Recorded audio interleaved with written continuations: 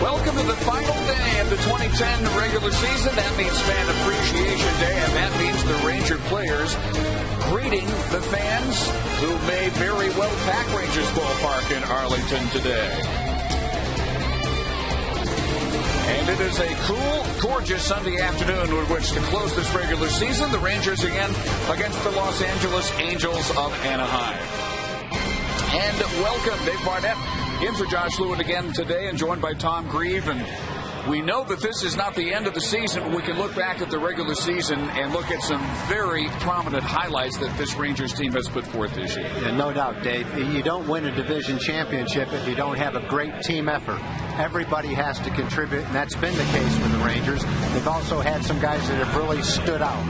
Josh Hamilton has a great chance to be the most valuable player. Vladimir Guerrero has had a tremendous comeback season. Colby Lewis has a chance to strike out his 200th batter today. C.J. Wilson won his 15th game last night. And Nefi Felice has set the all-time rookie record for saves with 40. Those are just 5 of the standouts. There's been a lot more. And Colby Lewis today has some things to shoot for, a 500 season, and he can become the first Ranger pitcher with both 200 innings and 200 strikeouts since Nolan Ryan. Dan Herron for the Angels lineup's first pitch, game number 162. Coming up next.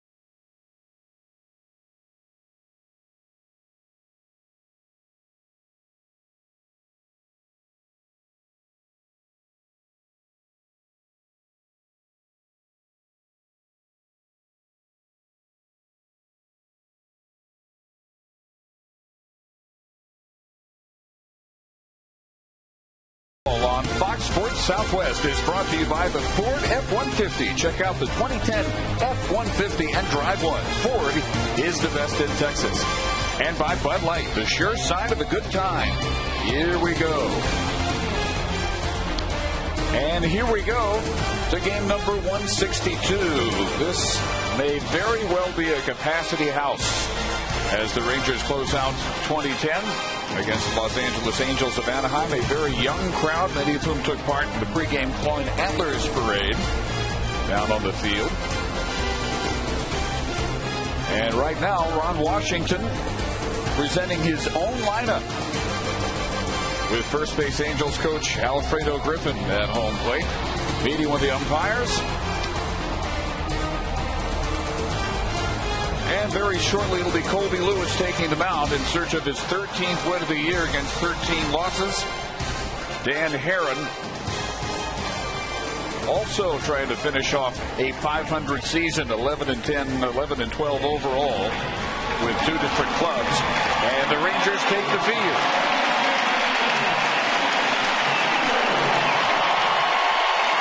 As always on a Sunday, there are youngsters at each position.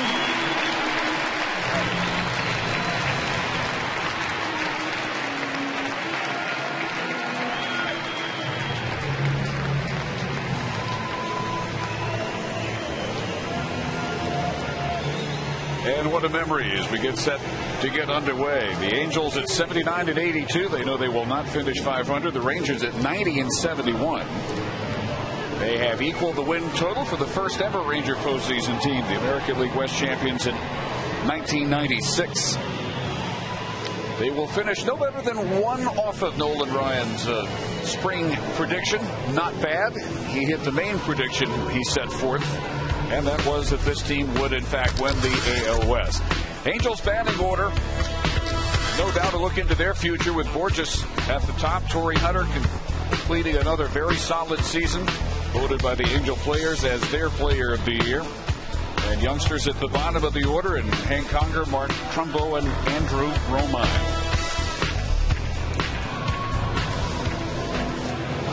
A good season for Colby Lewis. He'd love to win today to even that record at 13-13, even without a win today.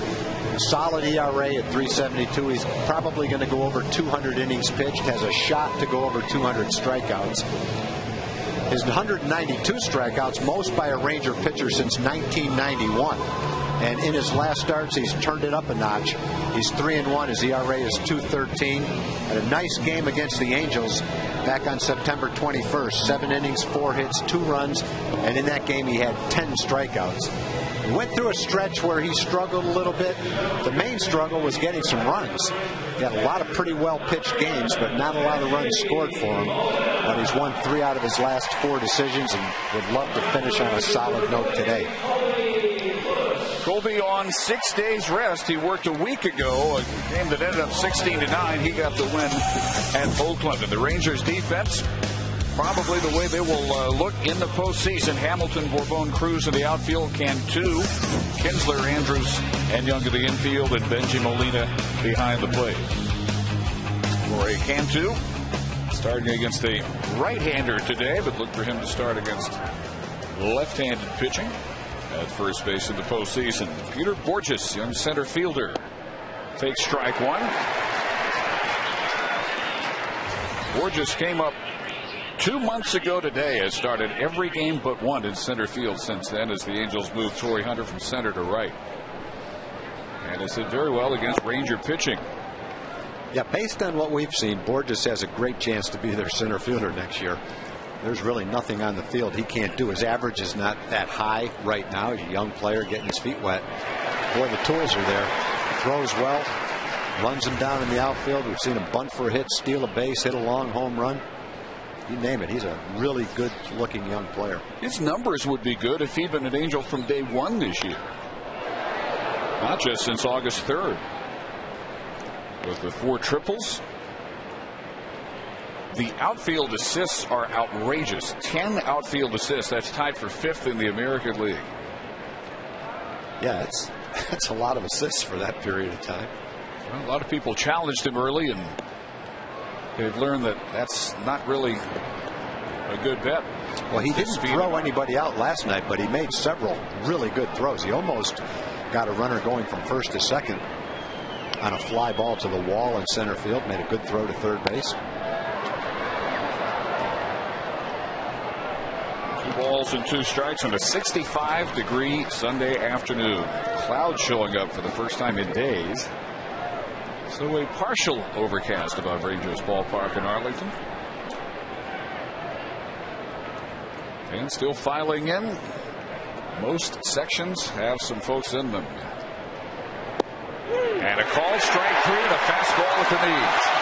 Well, that can happen with Kobe because he's got such a good assortment of off-speed pitches, sliders, curveballs, changeups, that sometimes you can be so aware of the off-speed pitches that you can't pull the trigger on a fastball. And he caught him looking, and Burgess knew that was strike 3, no doubt about it. Strikeout number 193 for Colby. And here's Howie Kendrick, veteran second baseman. Colby needing 4 innings for 200 for the season.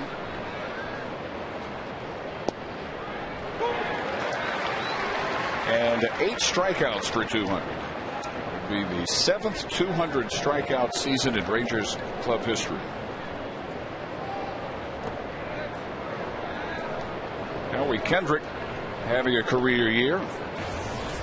Home runs, runs batted in, hits 172, total bases, doubles with 41. You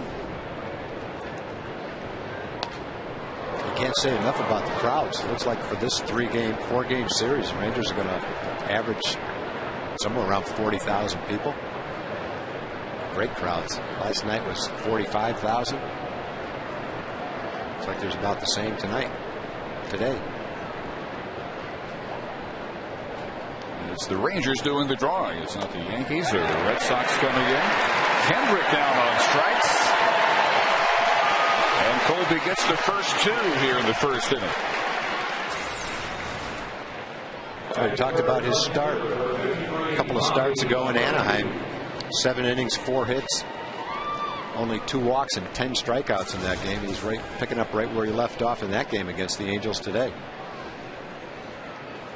Most misleading thing about his season is the win-loss record. For sure. 20 quality starts. In those, he has lost 6 and had 5 no decisions.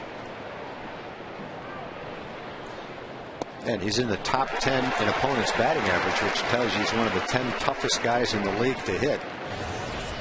His walks are solid. Strikeouts are well above average. And so you're right, it should add up to a much better win-loss record. But he came in, the Rangers hoped that he would help pick up some of the innings that they lost with Kevin Millwood. And Kobe's going to end up giving every one of those innings back to the Rangers this year. And not just the innings, but quality innings. Excellent performance to go along with the innings. 2-1 to Bobby Abreu, as you saw him. 154th game of the year. Only player in history, 2020 plus 40 doubles 5 times. And 13 straight seasons of at least 150 games. Only Willie Mays ever did that. Bobby Abreu is tied. Yeah, that may be the best in Major League history.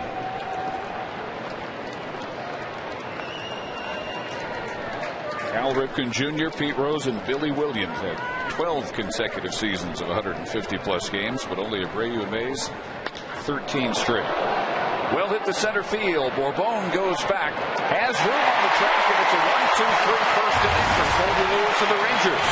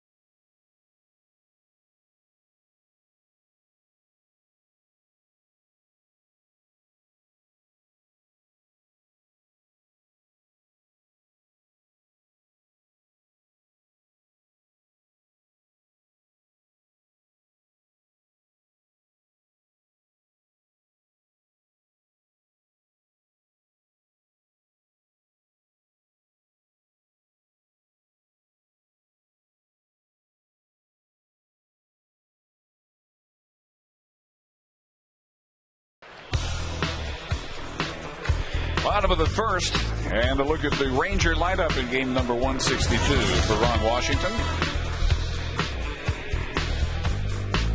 And it'll be Elvis Andrus at the top, followed by Michael Young, Josh Hamilton again in the lineup in left field.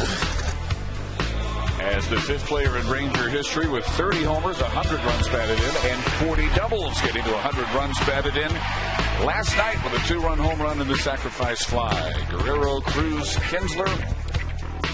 Probable top 6 in any postseason game. And then Cantu, Molina, and Bourbon against Dan Herron, going for a .500 record if he can get a win today. Yeah, Dan Herron, one of the top pitchers in the game, has really stepped it up since he joined the Angels. He's pitched even better once he became an Angel. And he's pitched some really nice games against the Rangers as well. 1.13 ERA in those 2 starts against the Rangers. ERA under 4. A lot of innings pitched. He'll go over 230 innings today. And in September, just about untouchable. 2-0, 185 is the ERA. Opponents are only hitting 168 for the month of September against him. 12th in the major leagues in strikeouts. He's also 5th in the major leagues in home runs allowed. He's allowed 31 home runs. 2 balls and no strikes to Elvis. And that one in there for a strike. And Dan Herron can feel Colby Lewis's pain in terms of lack of run support this year. He has had 3 runs or less support in 9 of his 13 starts with the Angels. Elvis getting some good at-bats after a long slump coming into these final couple of weeks. And Bobby Abreu stumbling after making the catch out there in left center field. Comes up smiling. Yeah, that's a good sign because Elvis had a really good game last night. He hit the ball a couple of times hard. He walked the time. No antlers for that effort. He did not trip over his shoelaces like Bobby Abreu just did. And that ball that he hit right there, that was as hard a hit ball as he's had in about a month. He really smoked that ball. A little luck it would have been in the gap for an extra base hit. Now Michael Young, 3 hits and a sacrifice fly last night. Michael's 14th game this year with at least 3 hits. One of a number of areas in where he is in the top 10 in the American League, including base hits.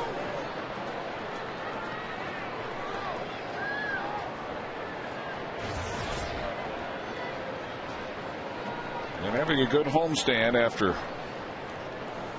less than Michael Young like last third of the season. He's hit under 250 in his last 54 games, but none of that matters if he goes into this next week hitting the way he is, swinging the way he is these last several games.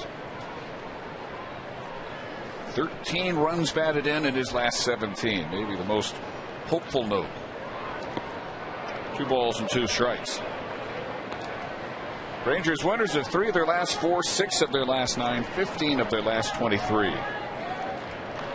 40 and 33 since the All-Star break. And the win today gives them their 3rd best season in franchise history. Michael alive at 2-2. The win total increasing for the 3rd straight year. And Ron Washington had a number of interesting things to say before this game. And one question he was asked is, when did he think the foundation had been laid for success? And he said, I feel like I laid the foundation the first day I got here. This is just a continuation of what began, even in a below .500 season. And Herron with the strikeout of Michael for out number 2. Now Josh Hamilton. Getting an MVP's welcome here today.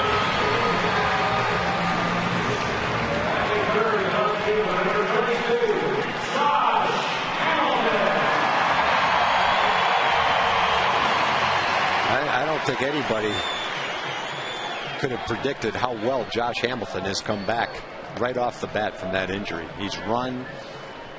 He's made nice catches in the outfield. He's had to sprint on the bases. Last night he hit a long home run, also had a hard hit ball to right field. Doesn't look like he's missed anything.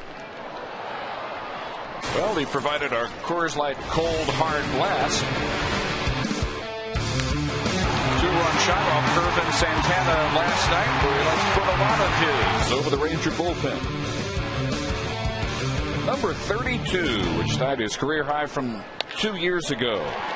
And a grounder to Kendrick at second base. And the Rangers go 1-2-3 in their half of the first inning. 0-0.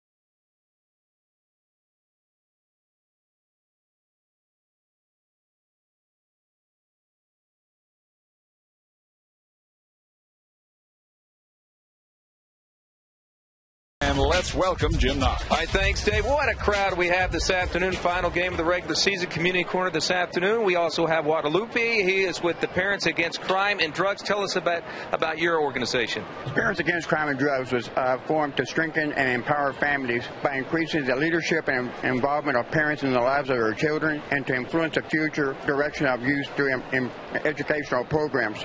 Through the empowerment of families, PACD strives to promote the importance of staying in school, staying drug and alcohol free, and eradicating violence among our youth. There we go. And you see the information on the screen. Those want to help out, they can do just that. Nice to meet you. Enjoy the day. Great signs and a lot of antlers and claws out here in the stands this afternoon. We'll show you some of that there, Dave. Thanks. Appreciate it. Thanks.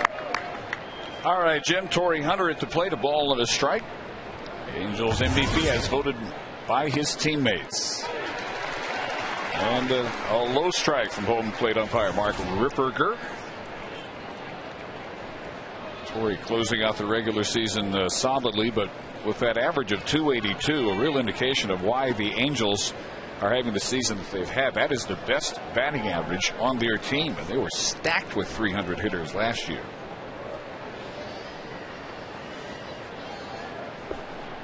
This will be the first year they don't have a 300 hitter since 2001. The next year, of course, they won their World Series championship. Down at first on the appeal, Lance Barksdale says he did not go, and a full count.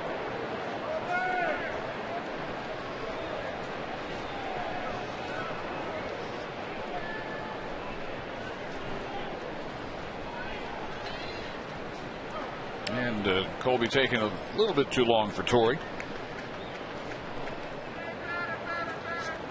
After today, he can go home not far away to Prosper and looks at ball 4, first base runner for the Angels.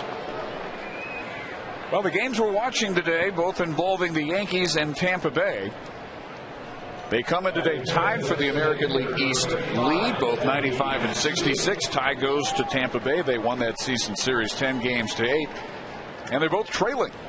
Boston 4, the Yankees 2 at Fenway Park, bottom of the 6th. Kansas City 2, Tampa Bay 0 at Kauffman Stadium, top half of the 5th inning. If both lose, Tampa Bay wins the American League East, and the Rangers will head there tomorrow morning. If the Yankees win and the Rays lose, the Rangers will head to New York tomorrow afternoon. They want to get a couple workouts if they have to play indoors at Tropicana Field. If it's New York, they will work out here tomorrow and then fly to New York late tomorrow afternoon. Hideki Matsui looks at ball 2. Angel DH, who basically replaced Vladimir Guerrero, has had some Vlad-like numbers since August 14th. And he has hit Colby Lewis very well, 4 for 8, including a home run.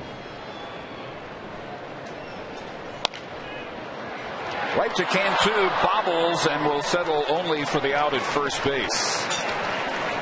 Could have been a lot better. Also could have been worse if he flipped that ball up in the air and couldn't retrieve it in time. It looked like a pretty good chance for a double play with Matsui running. As it is, it kind of turns into a sacrifice, moves Hunter to second base, but Jorge recovers in time to at least get the runner at first base. So Hunter down at second with 1 out. And the third baseman, Alberto Callaspo, struggling mightily over the last month. He had a hot August at 333. September 1st on, he is at 200 points below that. Callaspo over from the Kansas City Royals about a week before the trading deadline. And very tough to strike out. Lewis striking out the first 2 Angels in the first inning. It's a pop-up here. Out behind second base and backing out. Andrews makes the call for out number 2. Hunter's still at second, but with 2 outs, and the young catcher Hank Conger will be the batter. Bottom third of the Mike Scioscia lineup tonight for LA features 3 players that they really hope will join Peter Borges as a part of their future. And Hank Conger, they hope, is the catcher of their future. First round draft pick 2006, hit well at AAA. The MVP this year of the Futures game. An average second best among all Pacific Coast League catchers. This is 9th start up with the Angels. Local product. He's from Huntington Beach High School.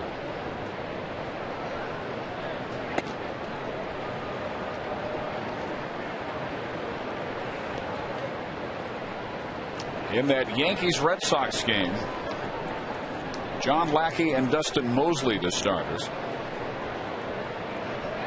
Kansas City shutting out Tampa Bay behind Sean O'Sullivan. Wade Davis is on the mound for the Rays. And a ball and 2 strikes to Conger. I went to pack last night to bring my suitcase out here early, and then decided I better wait because it's going to be cold and cool in New York and warm in Tampa. I couldn't do it till we know where we're going. How can you possibly pack? You really can't. You're either going to be doing indoor games or games that probably will be played somewhere in the 50s. Yeah, and if you go outside in Florida, it'll be nice and warm. You won't need much in the way of heavy clothing. We're going to be in New York. If we go to New York for 4 days, you'll be spending a lot of time outside.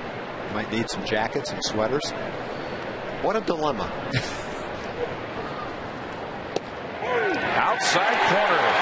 3rd strikeout through 2 for Lewis.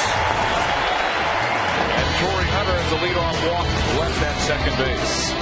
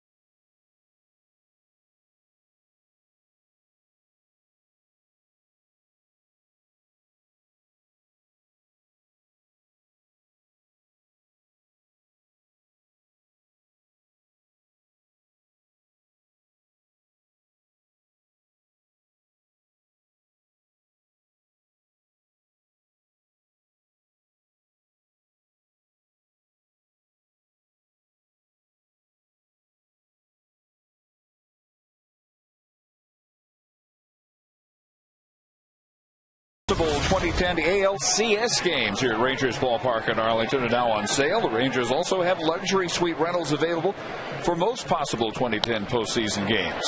Vlad Guerrero with a pop-up. First pitch going to come back out of play. Get your tickets now to support the Rangers in the postseason. Online at TexasRangers.com. On the phone at 972 Rangers. In person here at the Rangers Ballpark in Arlington. First base, box office. Tom, it's been discussed all year very heavily in Orange County. Where would these two teams be if the Angels had decided to keep Vlad Guerrero and Darren Oliver? Yeah, I think if they'd kept those two guys and maybe Sean Figgins to go along with it, might have been a little bit different season. They made some decisions based on their own personnel, so you can't second guess their decisions. But the Rangers are very fortunate that in the middle of their order they found Vladimir Guerrero in his season. We wouldn't be where we are right now without that. And the job that Darren Oliver's done, it's been a huge difference for us, no doubt about it.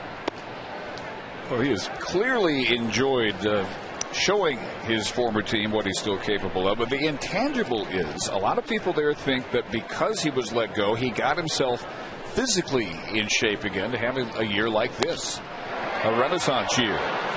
Romine, the young shortstop, handles the hard-won hopper for the out. Yeah, I have to think, and I'm not trying to speak for the Angels, but I have to think that part of their decision was they didn't think that Vladdy would be as healthy this year as it's turned out he's been for the Rangers. Whether or not that's been a conditioning program, I'm not exactly sure. But he hasn't been healthy the last few years for the Angels, last couple of years.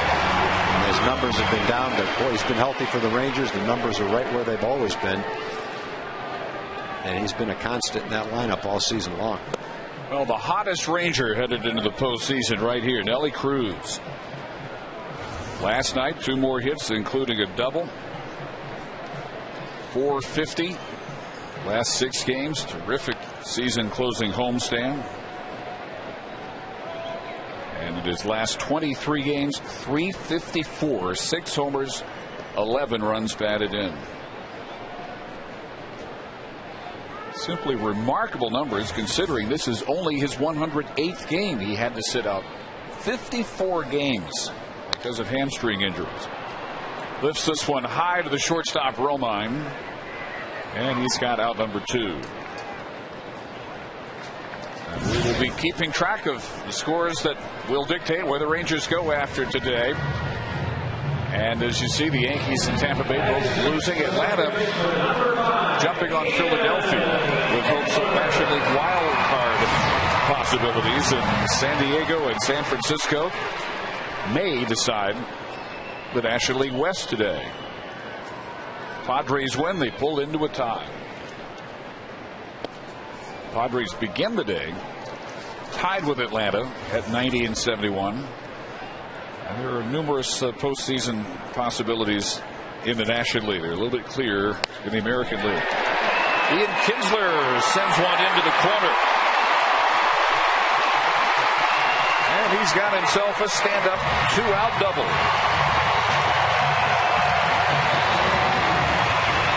We were talking during the game last night, all the things that were going on that really point in the right direction going into postseason play. A strong start for C.J. Wilson. Elvis swinging the bat real well. And then again today with a good at-bat. Nice to see Ian swing the bat well today. I'd like to see him have a big game heading into postseason play. Michael Young had several hits last night. And a sacrifice fly that was hit hard to center field. Josh came back and drove in 3 runs to get his 100th run batted in. So a lot of things happened in last night's game that you love to see happen as you go into postseason play. Everybody kind of headed in the right direction. Guys are getting healthy. Guys are swinging the bats well. They've had plenty of rest coming down the stretch. Have a couple of workouts wherever they end up going before the postseason starts on Wednesday. So I don't think in the way of being prepared as far as the rotation goes, the health of your pitchers and players, and the performance headed into postseason play, it's all positive right now. Jorge came to after his big weekend at Oakland. Trying to end an 0 for 12, and he looks at a fastball strike, 1 ball and 2 strikes. Boy, against a righty today, but He has started the last 12 against left-handed starters and has not hit particularly well, but he did have the key at bat of the season for the Rangers, that home run to win the game, win the clincher a week ago yesterday at Oakland.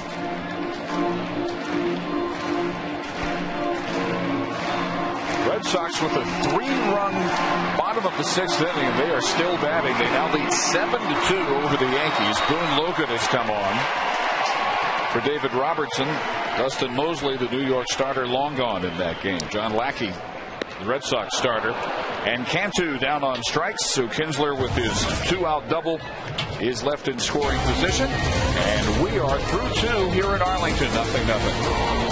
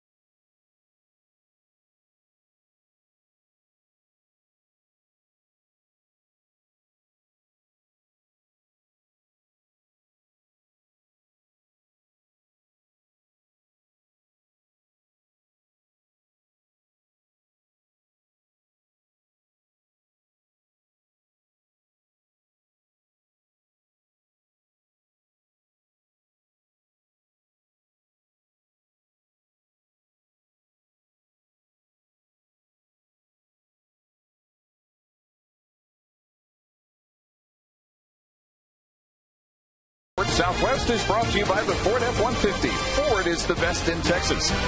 By Geico Insurance, where 15 minutes could save you 15% on car insurance. And by AT Rethink Possible.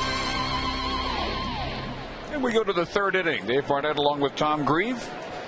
Colby Lewis has faced 1 over the minimum. He walked Torrey Hunter leading off the 2nd. He has struck out 3. And the rookie first baseman Mark Trumbo, 0 for his first 11 as an Angel. 7 strikeouts in his first 7 games. Got a good combination right there. A fastball on the outside corner, then a little cutter. Looked like the same pitch, only it went away from him a few inches. And as he swung and realized it, all he could do was kind of tick it right off the end of the bat. Trumbo, like Hank Conger, local product, native of Anaheim, and make it 8 strikeouts and 0 for 12 at the beginning of his Angel career. 4 strikeouts now for Colby, half of what he needed to get to 200 for the year. They did a really nice combination. Fastball away, cutter away, and fastball in. That's just a tough combination, especially for a young hitter who's never seen Colby before. That's pretty much a textbook way of getting a hitter out in the big leagues. Andrew Romine, the shortstop, showing bunt. Romine, 5th round pick out of Arizona State in 2007 with Major League bloodlines. His father, former Red Sox outfielder Kevin Romine. And it is Lewis to Cantu for out number 2. So 1 time through the LA order, they are hitless against Colby. 2 outs here in the 3rd. Back up to the top of the order, and Peter Borges, who struck out looking to begin the game.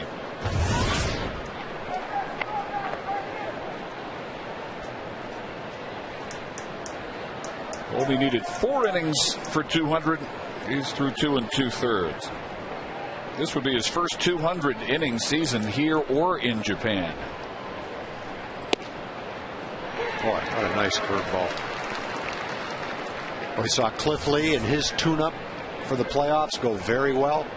CJ, after a little bit of a rough start, his went really well. So far, Kobe's is going really well. Continues. Another curveball, another 1-3, and a 1-2-3 Angel curve.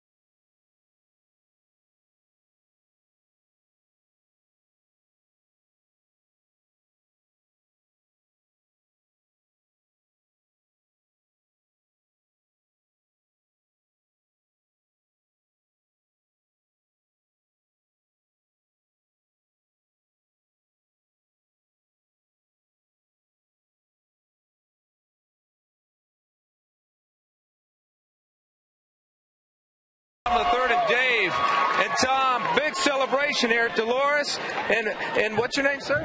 Pete. Dolores and Pete celebrating their 60th wedding anniversary. How many family members on hand? 37. 37. You could have gone anywhere. Why the ballpark, Dolores? Love the Rangers. Love the Rangers. All right, way to go. Enjoy the game, guys. Congratulations. Love the shirts, too. Looks great. Brad Newton. Don't do it, Brad. Rangers official photographer with apparently nobody else worth shooting. That's hard to believe today. Benji Molina out to Borges in fairly deep center field.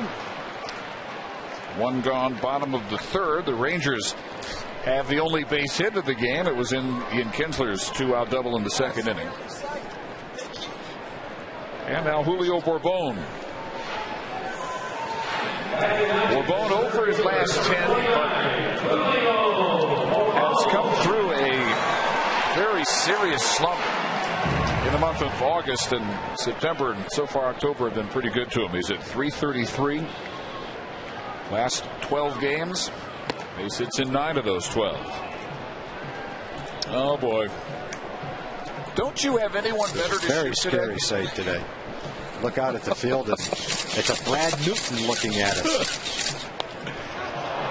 Bud is popped up and out to the shortstop Romine for out number 2. That's the first pop up to shortstop on a bunt this year. Yep. Haven't seen that in a while. Going for his 18th bunt hit. It's tied for first in the American League. And, 2 gone in the third. Back to the top of the order in Elvis Andrus.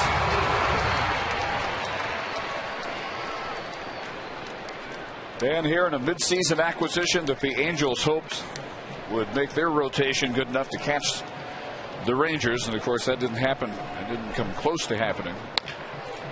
Elvis on the 1-hop to Cayaspo at third, and a quick 1-2-3 Rangers third. Through 3, nothing.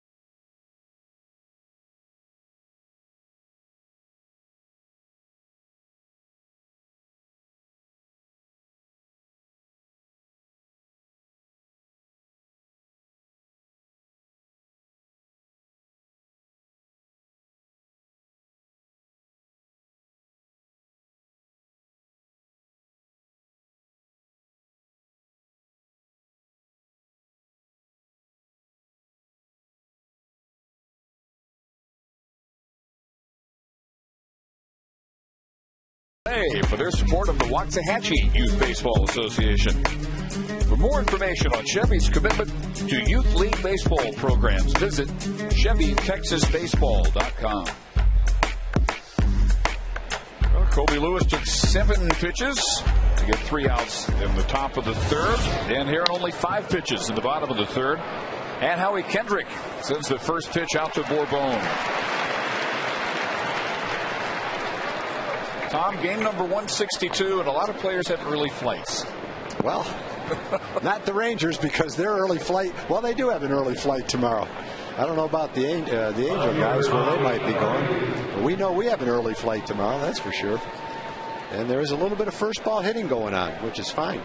But the other side of it is you got a couple of pitchers that throw a lot of strikes, making some quality pitches today, too.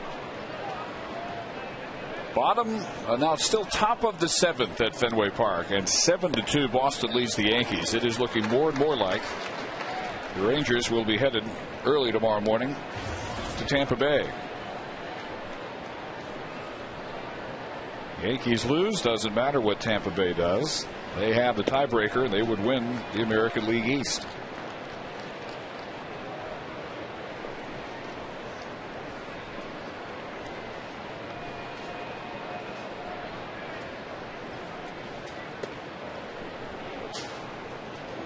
The National League is a much bigger mess. Braves win today. Padres lose. Giants win the National League West. Braves are the wild card. Atlanta would play at San Francisco. Game 1 Thursday.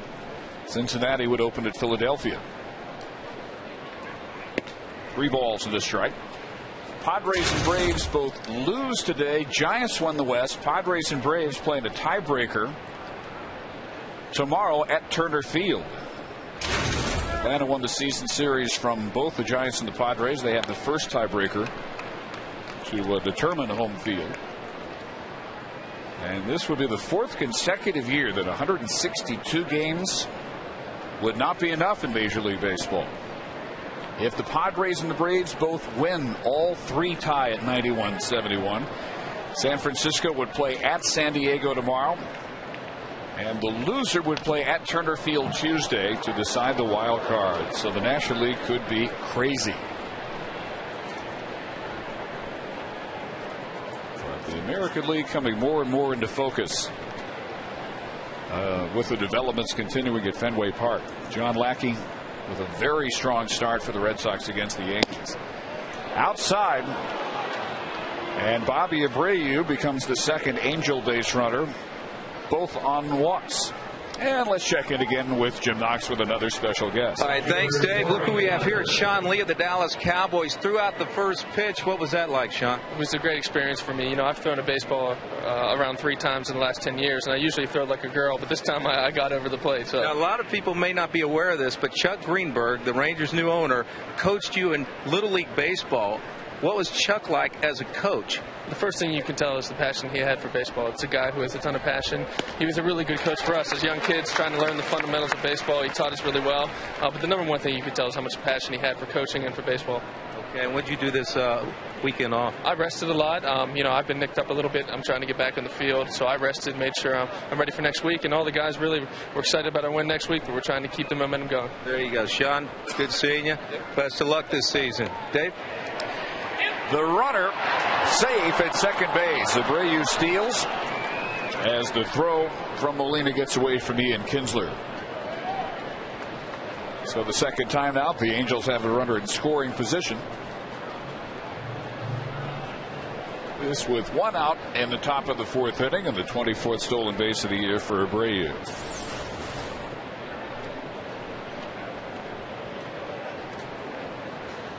Not a bad throw at all.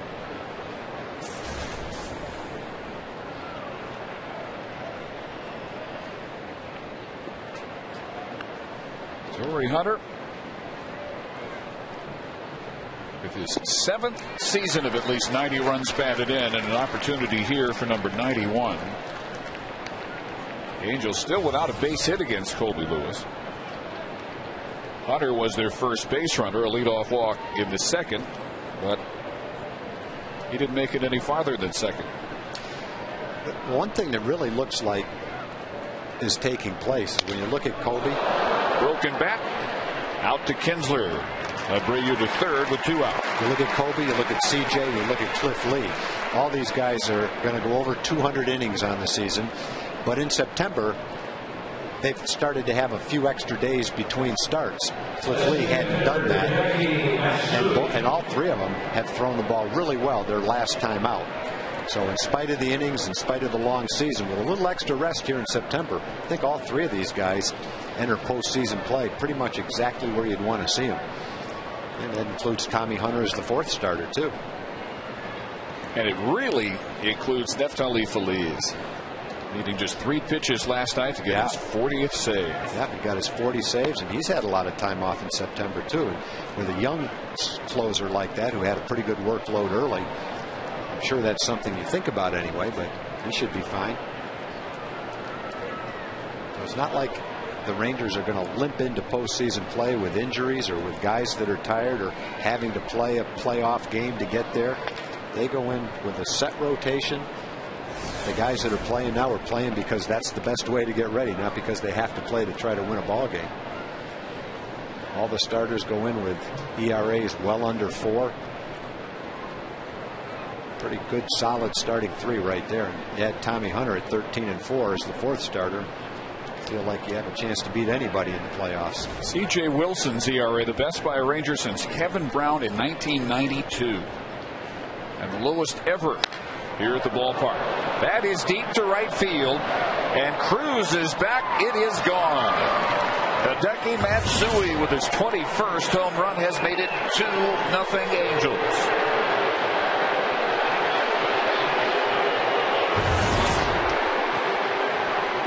His 21st, the 21st allowed by Colby Lewis.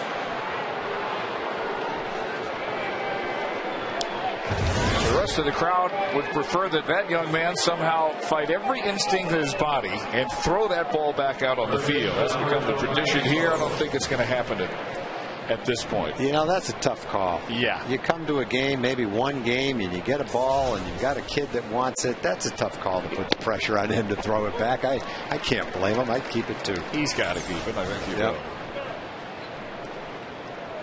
Matsui turning on an inside pitch. And 0-2 to Callaspo. Popped to short his first time up.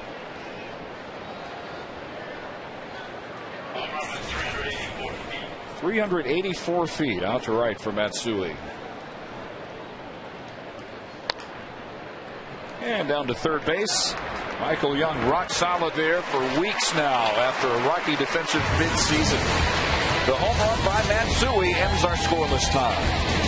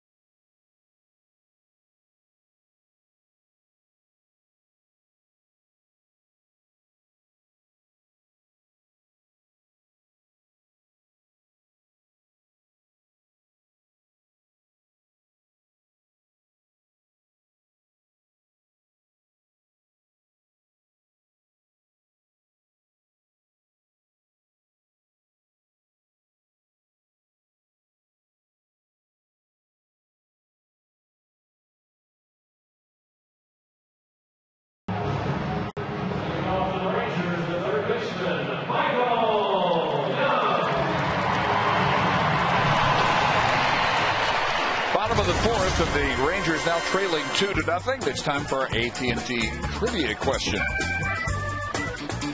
First Ranger to get a hit in postseason play. Back to 1996, if you remember. Strike one to Michael Young, who struck out his first time up. It's now even at 1. The Angels hit the 2-run home run by Matsui. 0-2. Colby Lewis threw 4, now at 200 innings for the first time in his career.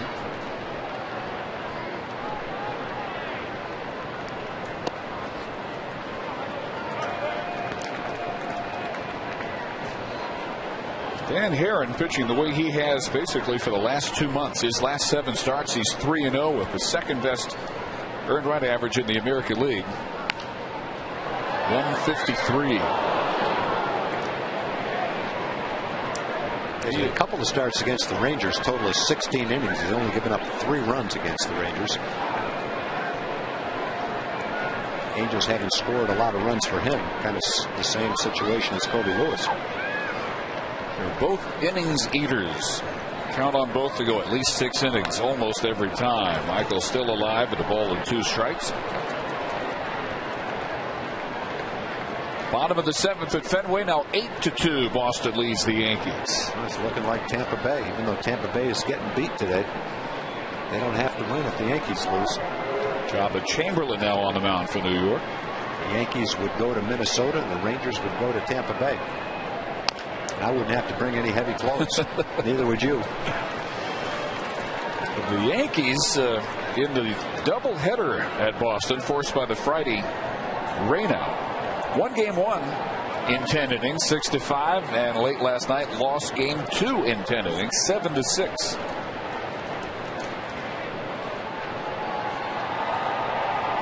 And while that was going on, Tampa Bay was shutting out Kansas City 4-0. So that set up today's scenario, where it's looking more and more like Tampa Bay, regardless of their outcome, will be, by virtue of their tiebreaker over the Yankees, the East Division champions. One continues to stay alive at 2 balls and 2 strikes. Hamilton next, and then Guerrero.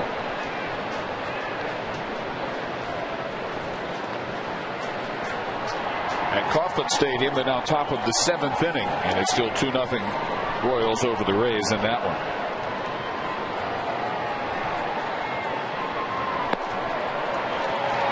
Three and 2. Only one Ranger base runner. It was Ian Kinsler in the second with a 2-out double.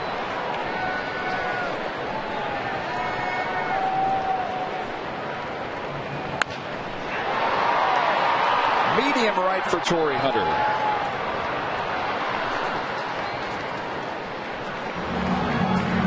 Meanwhile, looking more and more like the Braves are going to take care of business today. So they have the Phillies. Phillies won last night 7-0.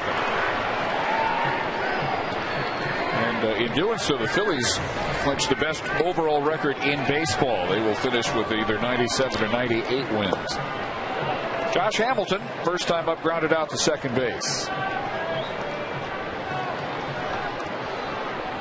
So really about the last thing at stake for Josh, now that he's tied his career high 32 homers, he has his 100 runs batted in, is will he finish at 360? This appearance he is 359. He had it up to 360 after his 2 hits last night. Either way, it's going to be by far the best batting average in Rangers club history. Julio Franco's 341 is going to fall hard atop the Rangers record book.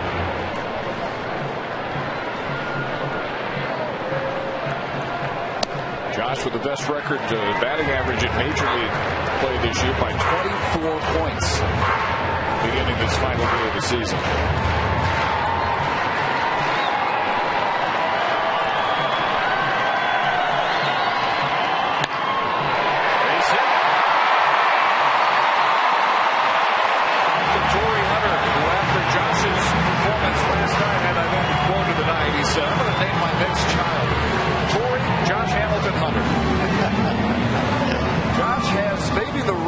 think in sports, and that is the awe of his fellow athletes. Not just the respect, but they are in awe of what he's become this year. Well, when you see a guy that misses a month and comes back and doesn't really start working out as far as batting practice and sprinting and things like that until he comes back in the lineup over about a 3 or 4 day period, it's pretty amazing to see him have the kind of timing he's showing right now, as well as he's hit the ball his last few times up. Last night he had a sacrifice fly that went to the warning track in center field, a long home run, a hard hit single, a hard ground ball to shortstop. Today he's got a hard ground ball to second, line drive to right. Just looks like he didn't miss anything, just picked up right where he left off. 1-1 to Vlad, who grounded to short his first trip. They're now in the 8th inning in Boston, 8-2 Red Sox over the Yankees. John Lackey still on the mound for the Red Sox in that one. 8-4, Atlanta leads the Phillies in the top half of the 8th inning at Turner Field. Could be 2. Callaspo, Kendrick, Trumbo. And we are through 4. It is 2-0 Angels.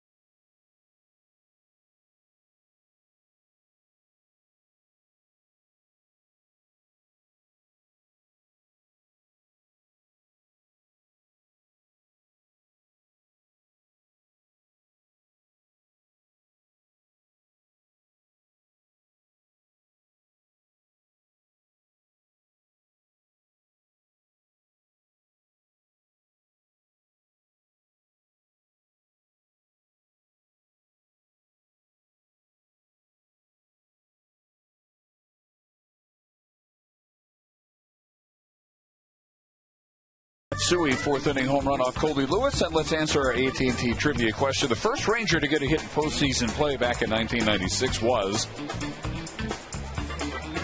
loading Kevin Elster, double off David Cone, 3rd inning, game 1 at Yankee Stadium, which became the only Ranger postseason victory ever behind John Burkett's masterpiece.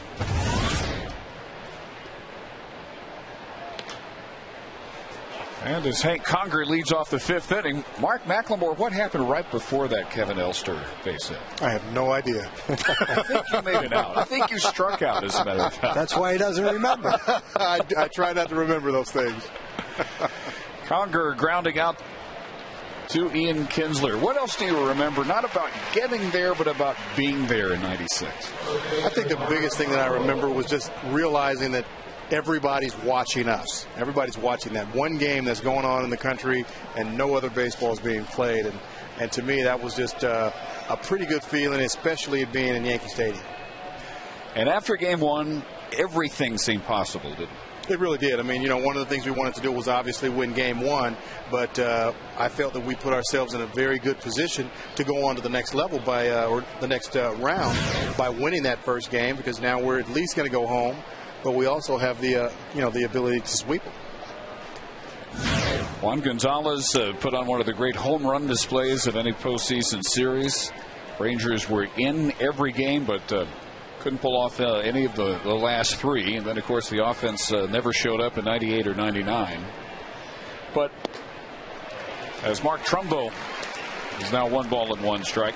Back to the 96 series. Was there a feeling that the season had already been a success just by getting there, or was the sense that, no, we have to go on now that we're here? Oh, not at all. It was no feeling of, this was a successful season, because none of us had really been in that situation before. And what I mean by that is there was a lot of talk over the summer. Okay, well, the Rangers have never made postseason, but that didn't matter. None of the guys that were here were part of any of the other Ranger teams in the past, so it didn't matter. We wanted to go on and continue, and it was not a sense at all of, okay, well, we've made it as the Rangers. It was just everybody really wanted to continue on, and we actually had the opportunity.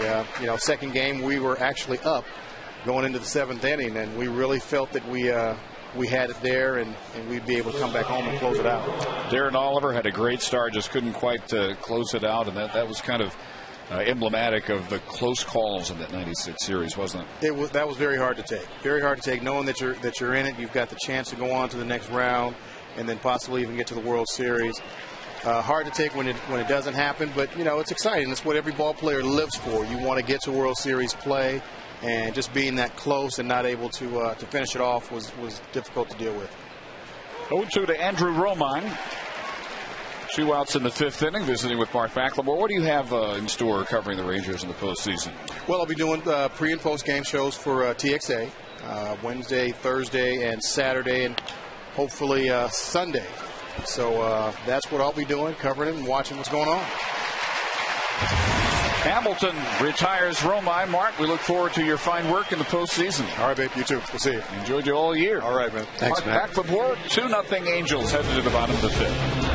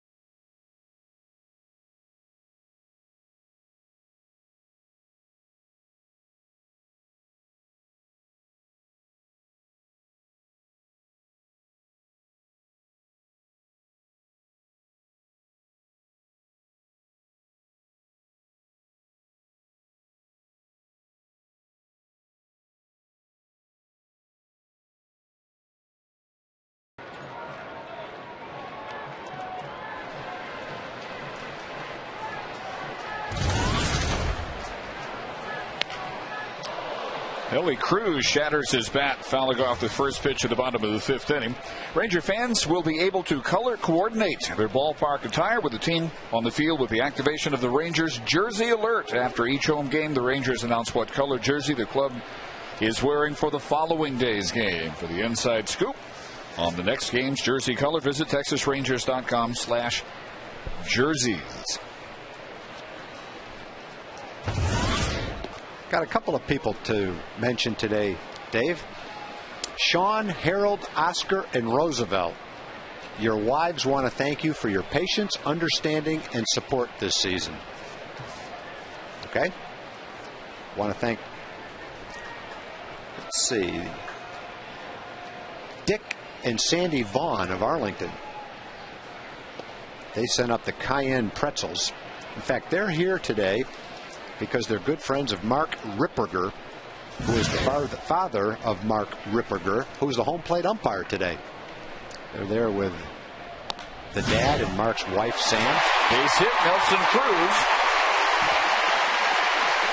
Third Ranger hit of the day off Dan Herron. So enjoy the game. It looks like Mark's having a great day behind the plate, and we appreciate the cayenne pretzels. And the last one to thank Richard and Suzette Schreiber from Windhorse, Texas, for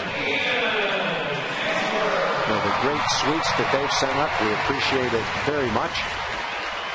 In fact, Suzette sent a bunch of things up this year from her cookie store. Thank you very much, Suzette. First time for the Rangers to have the leadoff man on in any of the first 5 innings here against Dan Herron. Ian Kinsler with a second inning double had their first base hit of the day. And supplied our Geico quote of the day. Different mindset. We trust our pitchers more. We're figuring out ways to scratch out runs without hitting home runs. That's a benefit to us, comparing this year's team to past Rangers team. And I think he hit it right on the head. This one, he got under, and it's out to the shortstop, Romine. And there's the first Ranger out of the 5th inning. The Rangers this year have the best team average in the major leagues, 276, 1 point better than Kansas City. But the 4th fewest strikeouts in the majors. They're going to have under 1,000 for the first time in 10 years. 162 home runs, their fewest since 1992. They lead the majors with 53 sacrifices. And they've had their best pitching in 20 years. The starters earned run average in 18 years, and the best bullpen ERA in 27 years. So, Tom, as you look at this, this is not the picture of past Rangers winning teams. It was so much more a top-heavy power offensive attack that was guiding those years. Yeah, and you know, there may have been some teams that scored a lot more runs than the Rangers scored this year, but you know, I think in for a lot of those teams, a lot of those runs were scored when they were tacked on to 8-5 leads to make it 12-5. I don't know how many of those extra runs really contributed to winning baseball. The one thing about this team is they hit plenty of home runs. They hit 160 home runs. Base hit for Cantu. And Izzo for 13. And Cruz took a look out at Abreu. He takes third. So the Rangers with something brewing now against Herron. First and third, one out, bottom of the 5th. But I really think the offense this year is better all around because they can win games that I think those teams, some of those hard-hitting teams in the past couldn't win, with sacrifice bunts, stolen bases, sacrifice flies, making a little better contact, getting that run against a tough pitcher that maybe they didn't get before. There might not be as many runs, as many home runs, but all around it might be a better all-around offensive team than some of those teams were. And credit first Ron Washington, who, as we said earlier, said that he feels like he laid the foundation for this season since the first day he got here, trying to teach this team to be an all-around team, not just win via the home run. Yeah, and I think that's exactly right. And it wasn't easy for Ron that first year because they'd been doing it one way and there was a little bit of resistance. And I think Ron learned a lot of things as a manager, maybe how to delegate authority a little bit better. But he's right. He did try to institute that kind of a plan. And I think over the years, the Rangers have acquired some players that have made it a little bit easier for him to implement the plan. But in any event, in a fairly short period of time, there's been a lot of success, and this year's pennant winner proves it. A little bit inside of Molina, 2 balls and no strikes. And at this point, Ron probably leans on his coaching staff as much as any manager, which means a great deal of credit has got to go to Mike Maddox for the 2nd straight year, producing pitching that a lot of people didn't think we would ever see in this ballpark. Another base hit, and the Rangers are on the board. Benji Molina with his 19th run batted in. Well, Herron has not been an easy guy to string together 3 hits against in an inning in September. Talk about his record and the way he's been pitching. Been a real tough pitcher to beat. And the Rangers have strung together 3 well-hit balls in this inning. They've got 1 in, and they're threatening to have a little bit more. And Herron's last 7 starts, he's 3-0 with a 1.53 ERA. Well, he's been on a nice roll. Rangers are trying to put a big inning on the board against him, something that hasn't been done very often against him. Benji Molina 1 for 2 and 13 for his last 28. 5 runs batted in his last day. Another guy that's peaking right at the right time. Here's Bourbon, who popped up a butt out to shortstop Romine his first trip. 0 for his last 11. Well, Mike Maddox certainly deserves credit, as he did last year, but first-year hitting coach Clint Hurdle has proven to be a great communicator,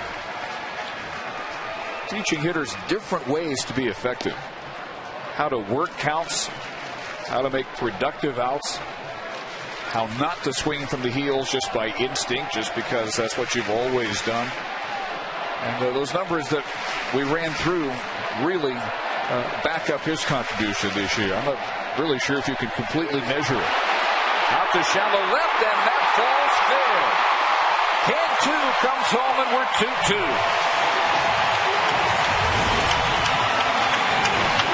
Four Ranger hits among the first 5 batters against Heron here in the 5th.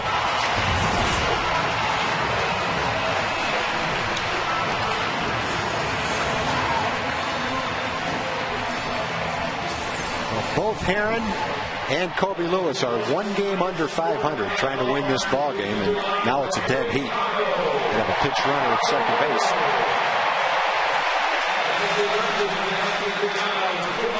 Taylor Teagarden, who will probably obviously go into catch, is also going to go into pinch run. Big hit for Benji. Starting to string some hits together right at the right time, just what you like to see. So Teagarden at second base. Bourbon, after his 42nd run batted in, is at first. Still only 1 out. And at the top of the order, and Elvis, who is lined hard to left and grounded to third. After a visit from pitching coach Mike Butcher, right away a first pitch strike.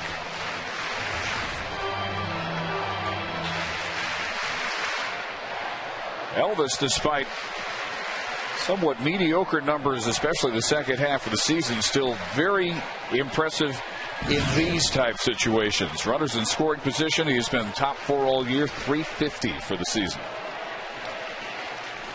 Josh Hamilton, by the way, leads the American League in that category as well. Good curve, and it's 1-2.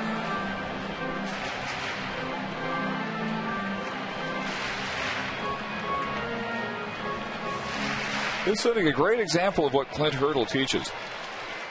And Ron Washington as well. Do what the game asks of you. If Heron gives you a pitch you could hit the other way, then do that. Don't try and hit everything out. Don't try and hit everything necessarily as hard as you possibly can. Low with a fastball, 2-2.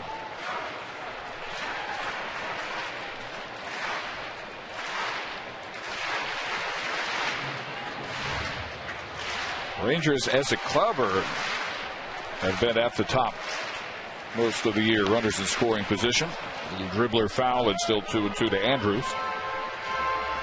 Last year we were wondering, in a rare offensive season, what might have happened if just an average Ranger offensive team had gone with the surprisingly improved pitching in Mike Maddox's first year and the improved defense. Well, this year we find out the answer to that, a championship.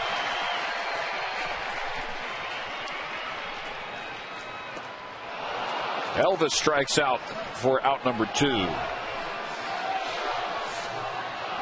The third strikeout for Heron today. 209th of the year. He's 12th in the majors. And a new career high in strikeouts for Heron. So Michael Young now with 2 outs. 2 runs in. Teagarden at second, Bourbon at first. Michael struck out his first time up, fly to right, leading off the 4th.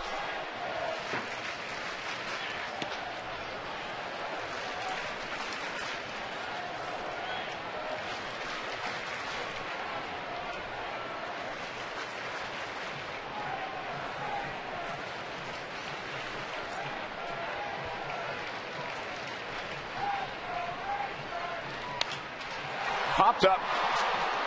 Shallow right. Long run for Hunter, but he gets there in plenty of time. And that ends the Ranger fifth, but they get 2 runs on 4 base hits and leave 2. We head to the 6th.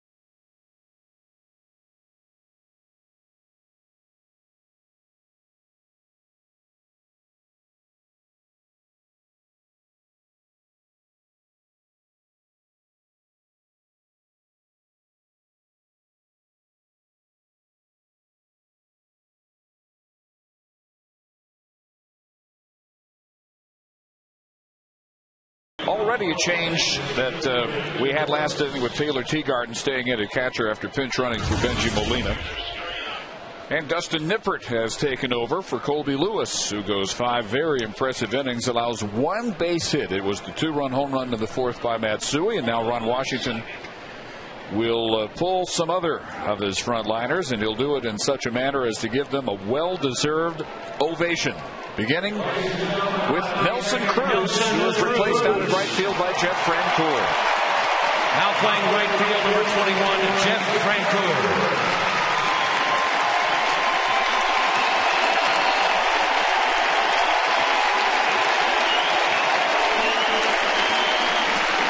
Nearly 1 for 2. He led off that 5th inning with a single and scored the first Ranger run.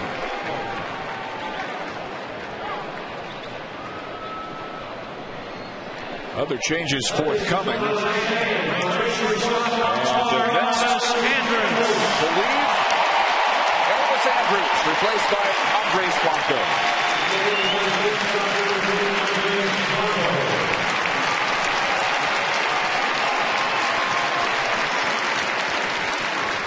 Elvis today 0 for 3. Ladies and gentlemen, a nice second baseman Esteban for Ian Kinsler.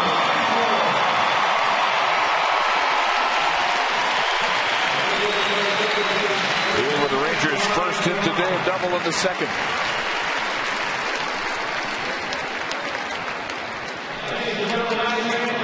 And the other move in the infield, Michael Young, replaced by Jorge Cantu.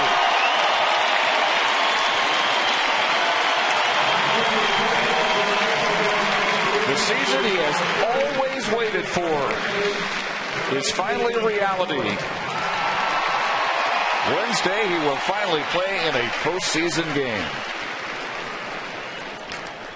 And Cantu moving from 1st to 3rd. Mitch Moreland is the new Ranger first baseman. Hamilton still in left. Bourbon still in center field. And Peter Borges trying to butt his way on against Dustin Nippert to begin the 6th inning. Lewis threw 66 pitches, 46 strikes. He struck out 4, so he finishes the year at 196. And Dustin Nippert on for the 38th time this year.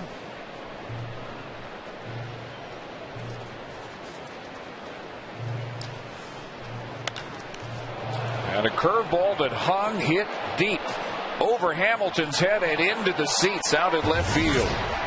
Borges with his 6th home run of the year. And it is 3-2.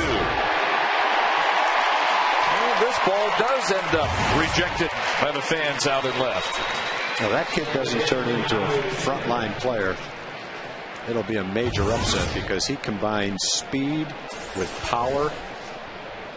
He's a good outfielder with a good arm. He plays center field. That's some kind of good looking athlete right there, boy. Short stroke, leadoff hitter with power. 372 feet on the hanging curveball from Nippert. Dustin has been very effective. First 9 appearances out of the bullpen, an .066 earned run average. That's just his 2nd earned run, and now 13 2/3 innings coming off the DL on September 3rd. His ERA had been the lowest since May 2nd. Another curveball here, grounded out to the new shortstop Blanco. One gone in the top of the 6th. And now Bobby Abreu. Well, the Yankees got a run in the top half of the 8th at Fenway Park. It's now 8-3 Red Sox. They're batting in the bottom of the 8th. Bottom of the 8th also at Kansas City, and that is still 2-0 Royals over the Rays. The Rays being shut out on 3 hits today. Former Angel Sean O'Sullivan, Kansas City starter.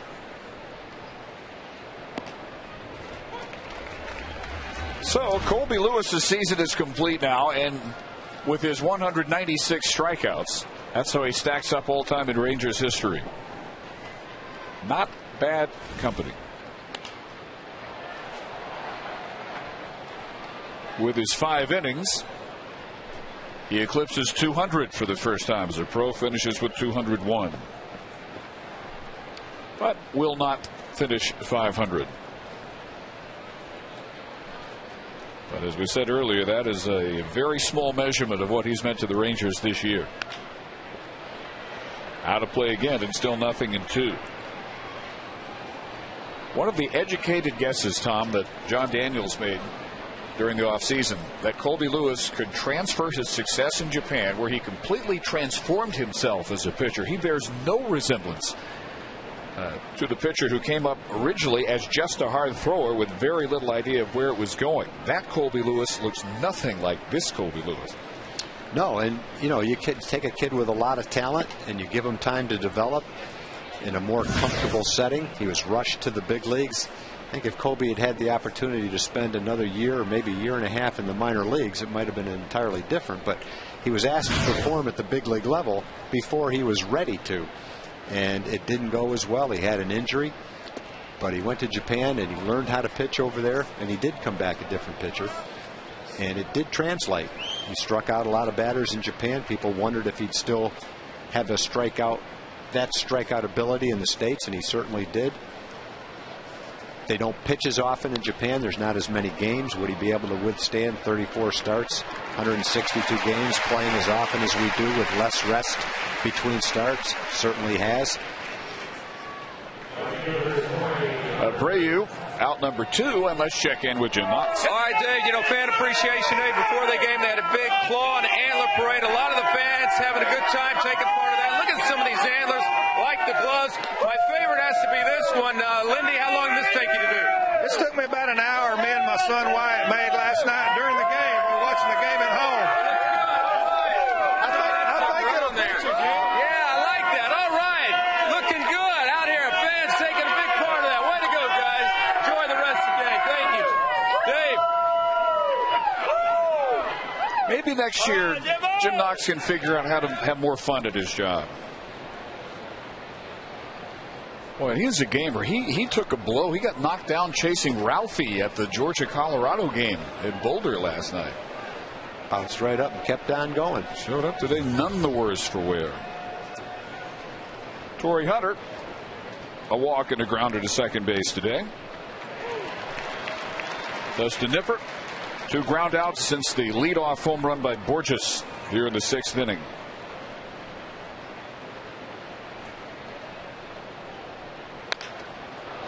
And that one is well hit. New right fielder Francoeur with room in the corner for out number 3. But Borges with his 6th home run in just 2 months in the major leagues has made it 3-2 LA.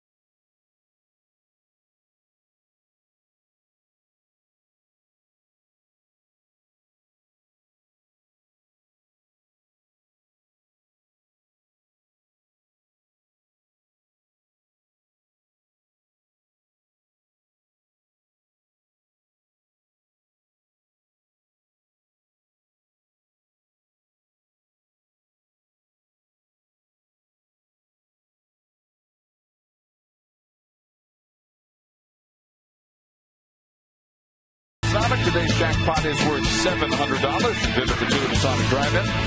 And today the Rangers hit it for Connie Taylor from point. Thanks to everyone who participated in the Sonic Slam this season.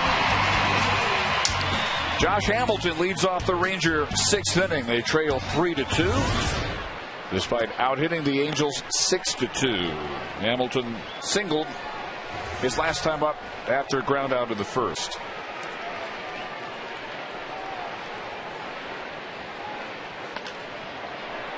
'77th pitch on the afternoon for Heron. Rangers got their 2 runs in the 5th, 4 base hits in a 5-batter stretch. RBIs by Molina and Bourbon.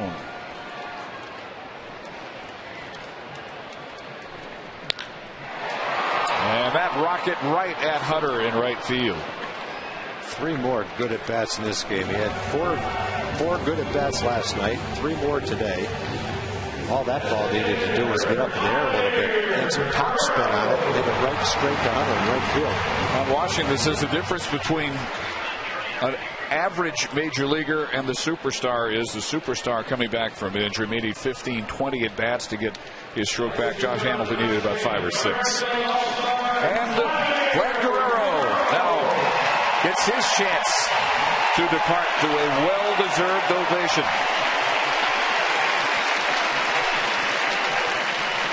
What an amazing comeback season for Vladdy. And Matt Trainer will replace Guerrero at DH. Vlad today 0 for 2. They are in the top half of the 9th at Boston. 2 outs for the Yankees against Jonathan Papelbon. They trail the Red Sox 8-3. And the first pitch from Heron behind Matt Trainer.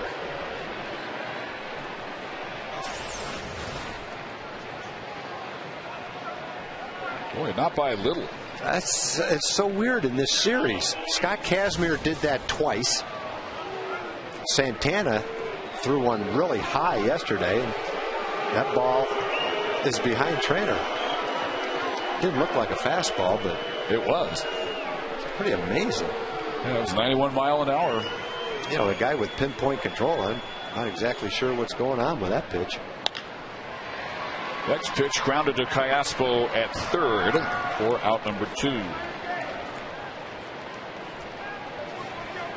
know, if you've got a guy that's all over the place, you could see a pitch getting away like that. But guy like Karen. The other side of it is, if he's trying to hit somebody, you wouldn't think he'd miss by that much. The kind of control that he's got. Well, maybe just got away from him.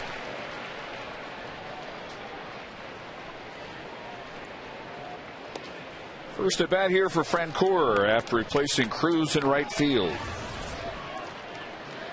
LA 1 for 2 with the run scored.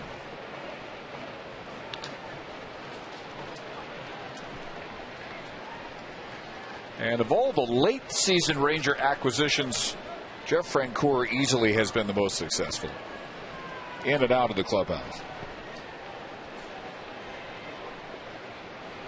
On the field is at .333 as a Ranger. Diving stop by Romine, but the throw not in time, and another base hit for Francoeur as he beats out the infield single. 2 homers, 11 runs batted in. Great energy in the dugout in the clubhouse, and boy, is he looking forward to the postseason. Acquired hours before the deadline, very late on the night of August 31st.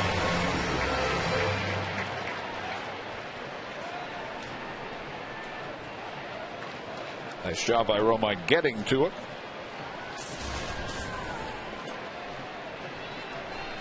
And another area in which the Rangers are at the top of the American League. Infield hits. First at bat here for Esteban Herman after he replaced Ian Kinsler at second base. Ian doubled in 2 trips today. 2 outs, tying run at first. And no balls and 2 strikes. Also top of the 9th at Kansas City. 2-0 Royals over Tampa Bay. Gil Mesh trying to close that one out for the Royals. So it is almost official where the Rangers are headed tomorrow.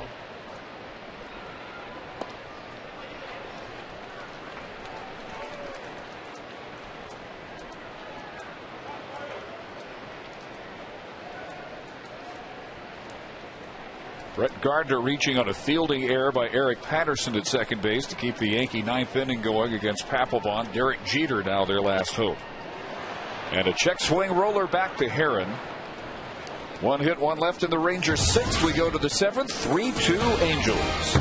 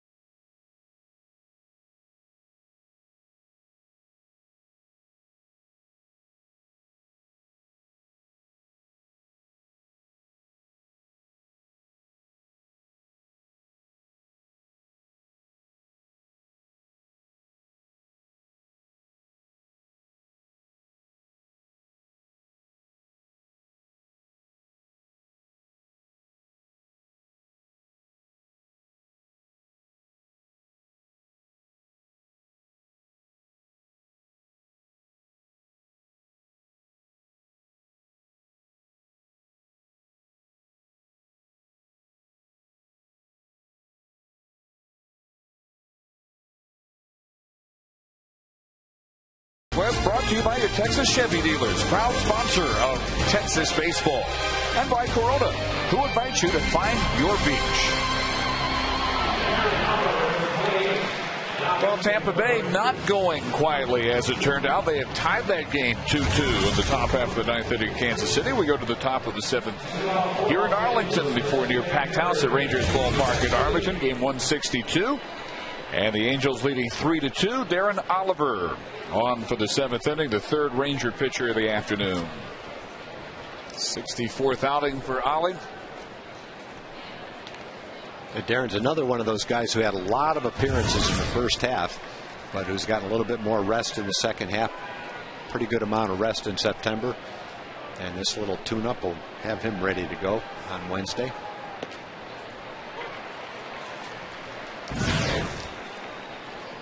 And the Yankees not quite ready to go either. They've added a run in the 9th inning. Atlanta has finished Philadelphia 8-7. Scoreless in the second. San Diego and San Francisco. Padres one behind the Giants beginning that game today. And Atlanta finishes 91-71. That will be no worse than even with San Francisco. And Matsui, who had the 2-run home run in the 4th inning, strokes a base hit out to right field to lead off the 7th. Dustin Nippert in his inning. 1 run on the Borges leadoff homer in the 6th.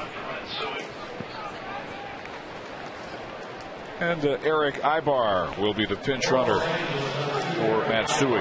Great Rangers postseason merchandise now available at the Majestic Grand Slam Shop and the club's team stores in Dallas and Fort Worth. Be the first to buy and wear your AL West Division Champs t-shirt, plus the official Claw and Antler shirt. Now available in both red and blue. For more information, visit the team stores or call 972-RANGERS. Alberto Callaspo, who is 0 for 2. As Matsui finishes his day 2 for 3 with his 21st home run. Oliver 6 1/3 scoreless innings before a run in the 7th inning in his most recent outing. That was back on September 24th at Oakland. Teagarden's throw not in time to get Ibar stealing second base. Yeah, Taylor had a tough pitch to catch and throw. It was down and in.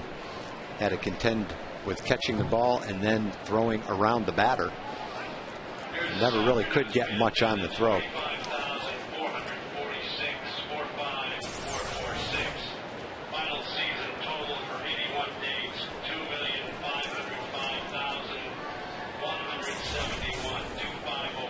You may have heard John Blake giving the official attendance numbers both today and for the season.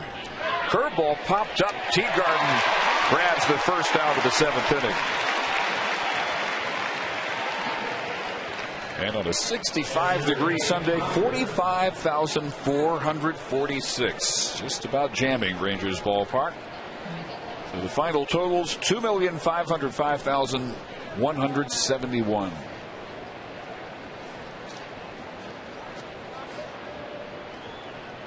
Rangers 5th in the American League in attendance this year. So just under 31,000, up more than 3,100 per game. That's the 3rd best attendance increase in the majors this year. The Twins moving into Target Field added 10,000 per game. Cincinnati with their great success up 3,700 per game. 1 ball and 1 strike to Hank Conger, who was struck out and grounded out.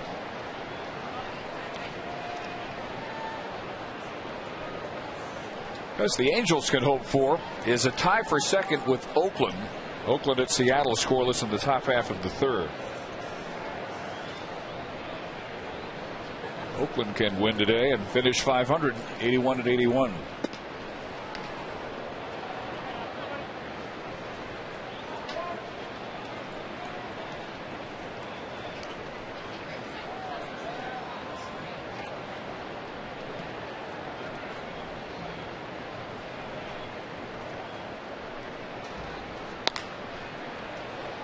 Herman for out number 2. Ibar now at 3rd base. And the young first baseman Mark Trumbo, who is also struck out and grounded out.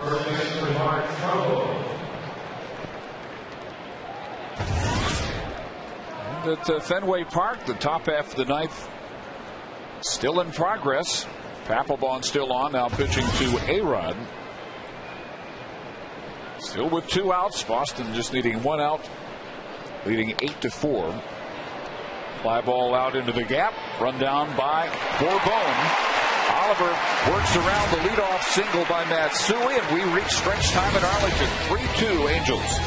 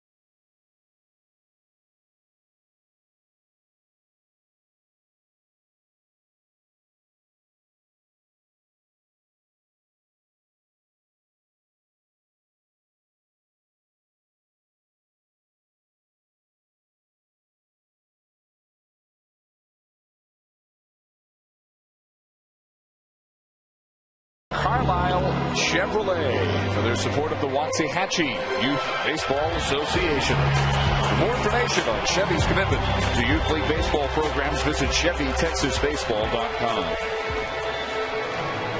Rich Thompson on for the 7th inning. Dan Herron's afternoon and season now complete. He allows 2 runs on 7 hits, strikes out 3, walks no one, and he leads a 3-2 lead for Thompson. And for one of our favorite moments of the year, let's go to Jim Knox. Okay, thank you very much, Dave. What a season it's been. You know, the fans had a great time out in the crowd. Let's take a look at all starting with Elvis night. That's right, plenty of hairdos on that night. And also we had a lot of birthday celebrations, some getting a little out of hand. Then we also had a wedding. Tom and Aaron getting married at the ballpark during batting practice. Some great signs by the fans. Also all painted up. A couple of close calls. That's right, close call, the Golden Knight. Getting stuck on the foul pole. And then one of my favorites, Tillman skateboarding with him. He was smart enough to duck out. Me, lack of real estate right there. But you know what? It's been a great year. Time to say goodbye. I want to thank Kurt Dyker, the best producer in the world, along with Dave Burchett, the best director. EJ, way to go on the stats. Leo, way to punch that board. Carla, Kelly, way to ride the tape. Chris, what a job on the lineups. Right up, Leo, thanks. Also, Mookie, yo, we love you, but most of all, the Texas Rangers. What a season. Thank you for everything. Good luck in the playoffs. Let's win this thing. Like departing royalty. That just raised it to a new level right there. The parting shot's been great every year, but that was his best right there. Jorge Cantu just there on the chalk and into the corner. His second straight hit, a leadoff double, greeting Rich Thompson here in the bottom of the 7th inning, tying run scoring position for the Rangers, down 3-2. And we now know how Tom Grieve should pack tonight. He should pack warm to go to Tampa Bay. Get your tropical stuff out, Tag. I'm ready for that. The Yankees I don't know who are better off playing. That's up to the experts. But I would rather go to Tampa than New York, personally. Like the hotel better? Like the travel between the hotel and the park better? And Ron Washington hitting pretty broadly before this game that is also what he would have preferred. He was not too sad at all to discover that the Yankees lost Game 2 at Boston with that doubleheader last night, and they lose 8-4 today. So Tampa Bay will be the destination. Tomorrow morning, the Rangers will work out at Tropicana Field tomorrow and Tuesday to get ready for the dome conditions. That's one of the main reasons it's better to go to Tampa. Who knows what the weather is supposed to be like in New York. It's supposed to have a good chance of rain for several of the days next week. Won't have to worry about that in Tampa. John Lackey, the winner, 14-11 for the Sox. Dustin Mosley, the loser, 4-4 for the Yankees. Tampa Bay tied at Kansas City now, 2-2, 2 outs, bottom of the 9th. With the former Ranger Joaquin Benoit on the mound, and Taylor Teagarden trying to double Cantu, or don't Cantu down to third base after his double. And now 1-2. But the result of the Rays and the Royals now immaterial to the Rangers.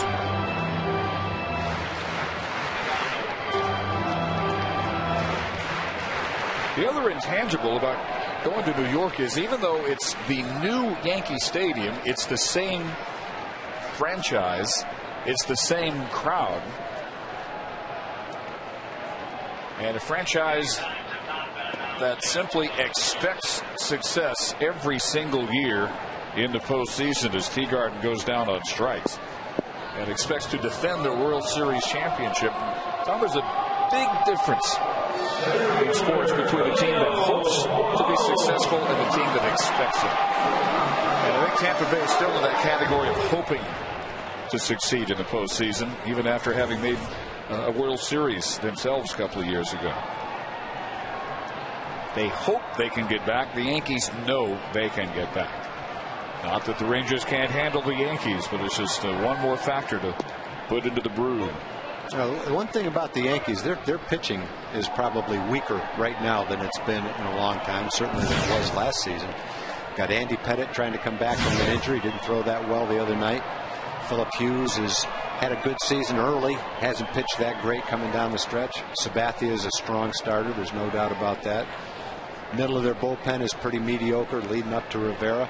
So it's right, you're right. They've got expectations, they've got a great ballpark, great fans, great tradition. But they're a team the Rangers handled pretty well at home. They swept them 3 games. They split the other series, could have won both games of that other series. You know, I think the Rangers match up well, whoever they're playing, whether it's the Yankees or the Rays. If anything, I think the Rays might have better pitching, better starting pitching than the Yankees do. I think you're exactly right about that. David Price matches up pretty well against Sabathia. Either way, you're getting one of the top left-handed pitchers in baseball in the first game, and they're seeing one too in Cliff Lee. Maybe you get 3 of the top 4 or 5 left-handers in all of baseball. Well, Thompson strikes out Teagarden and Bourbon. Cantu still at second. And back to the top of the order, and Andres Blanco will bat for the first time today.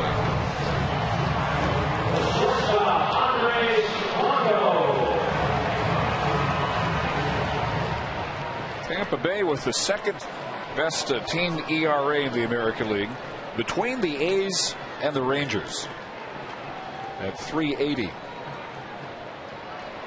The Yankees are 6th at just over 4 with the team ERA this year. Blanco going after the first pitch. Fielding, they are 1-3. New York with only 68 errors. That's the best team fielding percentage in the American League.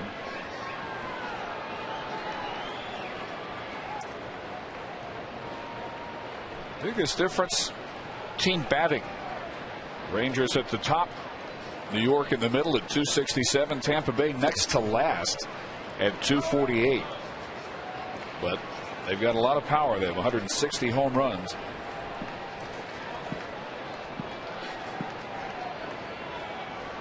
And despite that low batting average, they are 3rd in scoring. So the team batting average, not very much of an indicator about Tampa Bay's offensive capabilities. Blanco grounds out to Trumbo, and Thompson works around Cantu's leadoff double, and we go to the 8th. Still 3-2 Angels.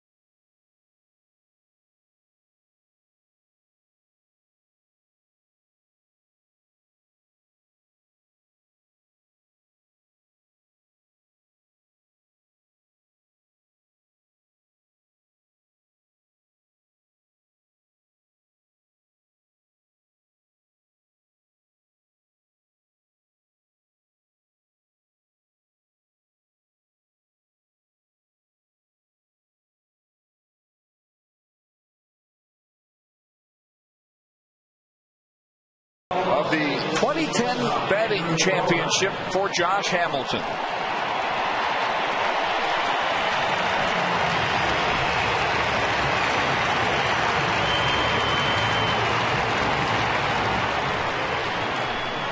was a foregone conclusion, but the official acknowledgement here and the ovation he so richly deserves. Josh 1 for 3 today. Alexi Ogando, pitcher number 4 for the Rangers, and he's got Romine in the top of the order, Borges and Kendrick here in the 8th. Rangers have out-hit the Angels 8-3.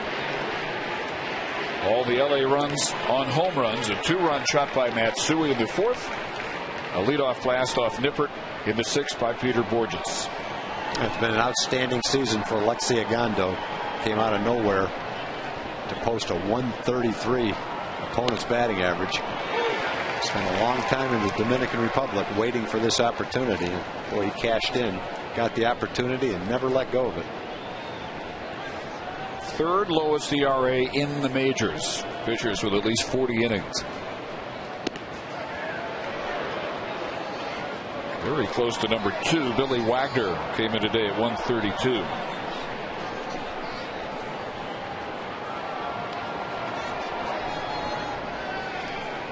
Colby Lewis started, went 5 strong innings, allowing only 1 hit. That was the Matsui home run. Struck out 4 and walked 2. Dustin Nippert in the 6th. But the Borges homer, Oliver, works around a leadoff single by Matsui. And a stolen base by a pinch runner, Eric Ibar, in the 7th. Now it is Ogando here in the 8th.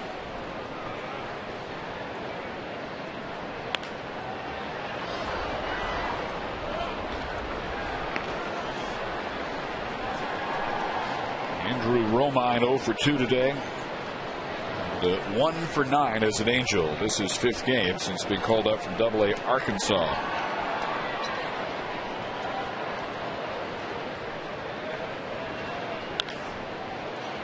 He kept jamming them, kept popping it up. Finally hit one close enough to fair, but it was caught.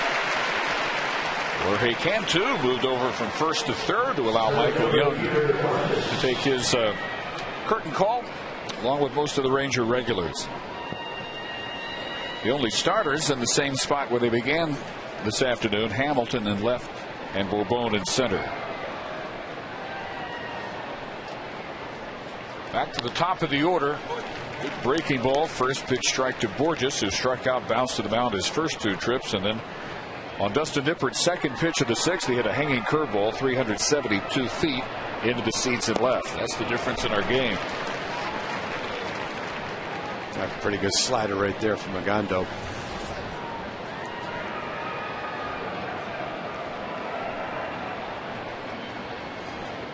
Alexi to begin his major league career.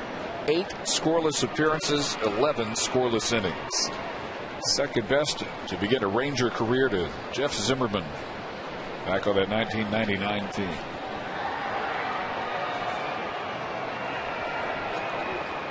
Ooh. Not going to hit that slider very often.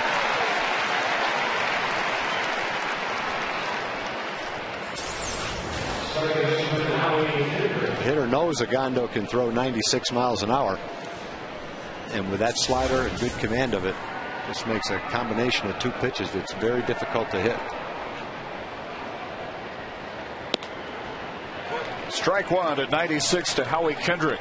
And we also give deserved curtain calls to our crew. That is Greg Schmidt handling our high 3rd camera. Thanks, Greg. Down at low first base, that would be Larry Allen. Thank you, Larry.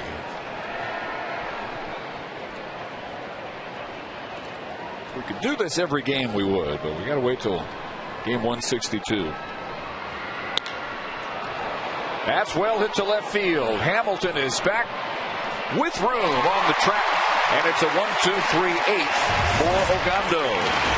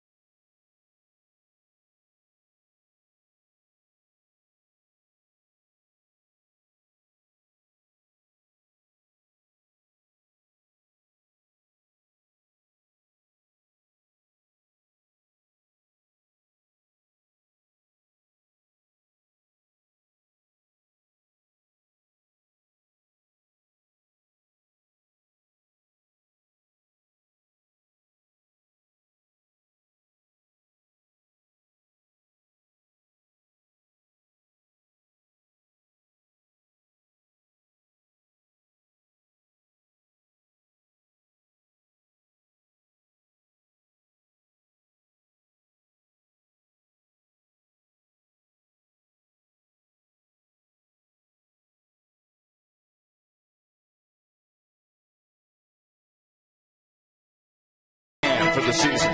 Great moments in 2010. Ending with the exits, curtain calls, final ovations for the Ranger regulars, most of them have already got the rest of the afternoon off. That's our final Coors Light freeze can for the year. And in the 8th inning, it is Kevin Jepson on the mound for the Angels, and Mitch Moreland getting his first at bat in Michael Young's number 2 spot. Moreland taking over first for Jorge Cantu, who moved over to third base for Michael. Yeah, you look at the Yankees. The Yankees have just lost 3 out of 4. They're playing in Boston. Now, I wonder if they'll go home first before they go to Minnesota. But they've been on the road. They much would have preferred to go back home and open up the series on Wednesday at home. Instead, they've got to go either home and then to Minnesota, or right on from Boston to Minnesota. Tampa Bay, on the other hand, is in Kansas City. They get to go home and wait. Much better arrangements for Kansas City than it is for Tampa Bay than it is for the Yankees.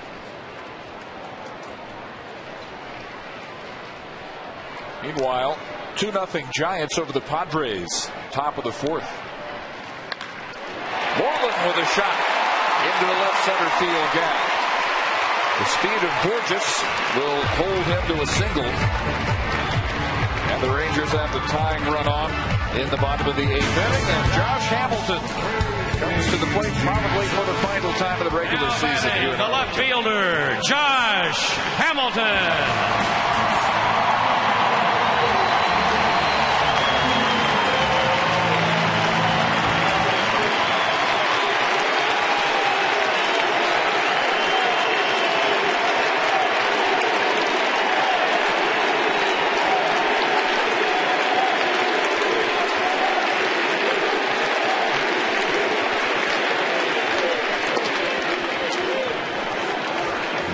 Season unlike any Ranger ever, unlike any major leaguer, certainly this year.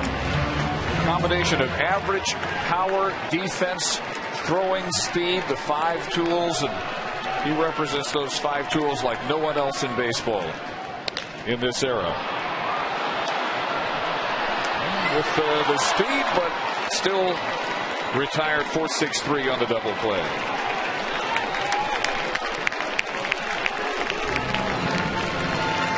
Dave Kurlis down in lower third as we continue thanking our hard-working crew for their fine efforts this year. Vic Sosa heads out in our tight center field position. Thanks, Dave. Thanks, Vic.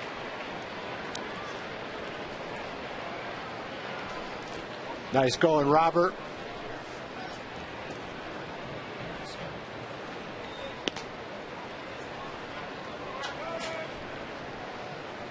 And Phil Crow. Good job, Phil.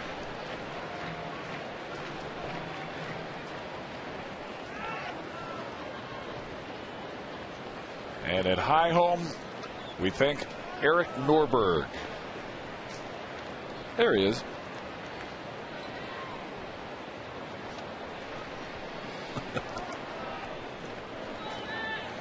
As good as any crew in baseball. Giving us our great pictures all season long here at Rangers Ballpark. Trader with a bouncer to Cayaspo. And Jepson works around the leadoff single by Moreland, and we go to the 9th. It is still 3-2 Angels.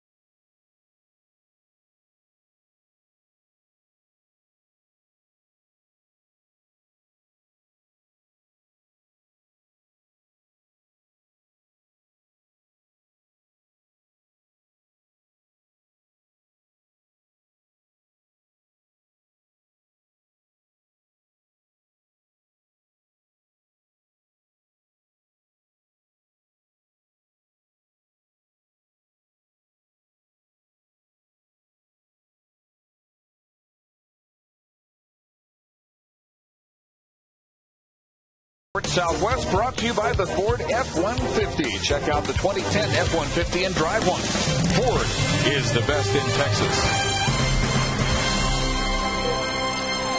Thank you, sir. We'll see a few Tampa Bay Ray fans here next Saturday, and all goes well twice next weekend. Rangers will open first round of the playoffs, the ALDS, at St. Petersburg Wednesday. Mark Lowe on to work the ninth inning. Fifth Ranger pitcher of the afternoon for Ron Washington. The Rangers, after his recovery from his back surgery, hoping that he can provide one more hard-throwing right hand out of the bullpen. Mid to upper 90s velocity. The UTA product used to park cars at Arlington Stadium.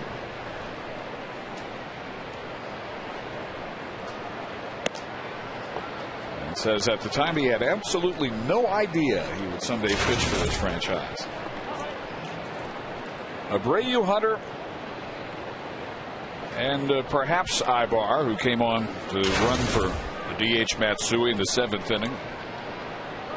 Still only 3 hits today for LA. Cliff Lee will be all set for Wednesday game 1. CJ Wilson for game 2 Thursday at Tampa Bay. Tom, as you said earlier, I'm not sure if they could have had more impressive final regular season tune-ups for the postseason than they had this week. No, I think it's, without an exception, it's gone just pretty much the way you want it. I think every player's right where he wants to be going into Wednesday's ball game. Fans watch Fox Sports every weekend for the best college football action, and send in your video telling us why you are the McDonald's fan of the season. Visit fanoftheseason.com today.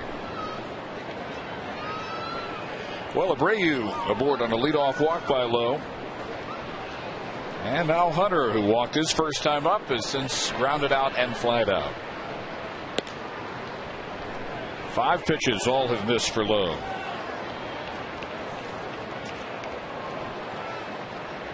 Disappointing year for Hunter. We'll see if he wins his 10th consecutive Gold Glove. Could make another All-Star team, as is now customary. Mark Lowe on Friday, allowing a home run to Juan Rivera. This is his 3rd game since being activated Wednesday from the disabled list. Lowe coming over with Cliff Lee in that trade July 9th from the Mariners. Sky high out to Julio Bourbon in medium center field, and he's got the first out of the 9th inning. Lowe had been working out at the Rangers facility in Arizona, coming back from his back surgery. 23 pitches in an instructional league game Monday in Surprise. And now 3 outings this week, as had been the plan, Wednesday, Friday, and today. It's 27. Before the trade, he was 1-3 with a .348 earned run average in 11 appearances for the Mariners. DL since May 3rd. He had microdiscectomy surgery on his back on June 15th. Isn't it great? You can come back from back surgery, pitch the same year. Evidently, it can be done. Medical science is an amazing thing. And the doctors are better today at treating the injuries because of the technological advances that they've had. The training techniques are different. The rehabilitation is much more advanced and sophisticated. You've got more medical professionals dealing with the players now. You've got massage therapists. You've got trainers. You've got physical conditioning coaches. You've got the best orthopedic surgeons in the world.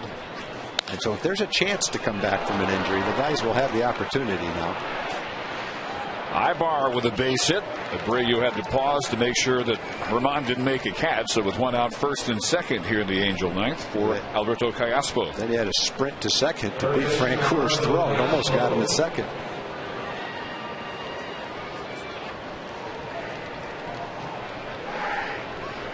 And first time we see Mike Maddox out on the mound today.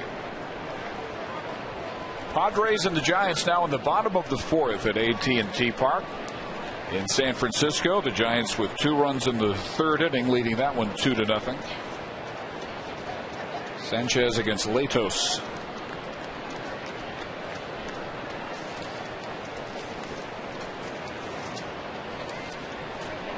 Dave, we got some more people to thank. People that make our broadcast possible. Tim Record, we know him as Toast in audio. Greg and Grant in video. Eric Deli in tape. Kevin Lewis, our TD. Base hit to center. We didn't want to see it. Run will score. And now Callaspo hung up between first and second. And the Rangers allow him second base to prevent Ibar from coming around to score from third. So an RBI single for Callaspo. He takes second on the throw. Abreu comes in, and it is 4-2 Angels. Chris Josephson in the Fox box. Carla Janeway, graphics. Malcolm Johnson in audio. Alan McDaniel audio.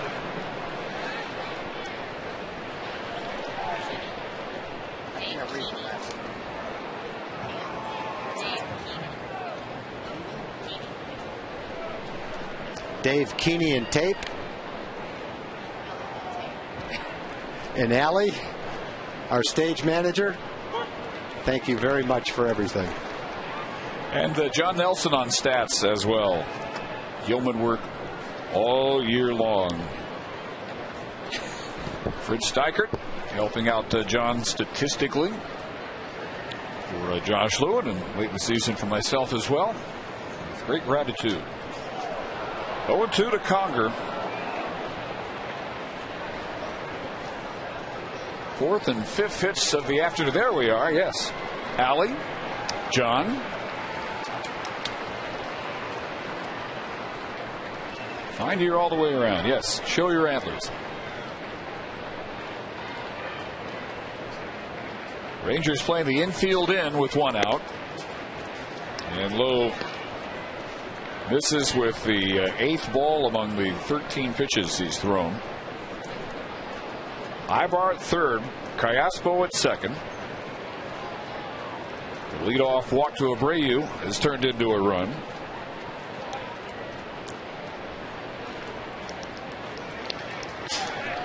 And Conger barely stays alive.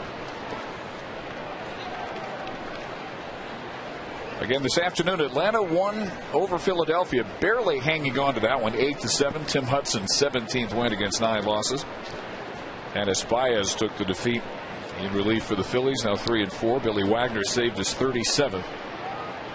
So Atlanta now 91-71. Conger down on strikes out number 2.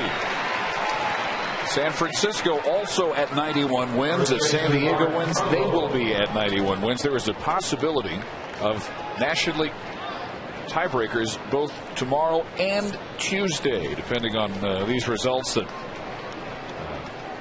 no doubt in the case of San Francisco and San Diego will happen after we leave the air here today. But very muddled, exciting picture in the National League. The American League matchups are now set. Hi to Mark Trumbo, who is 0 for 3.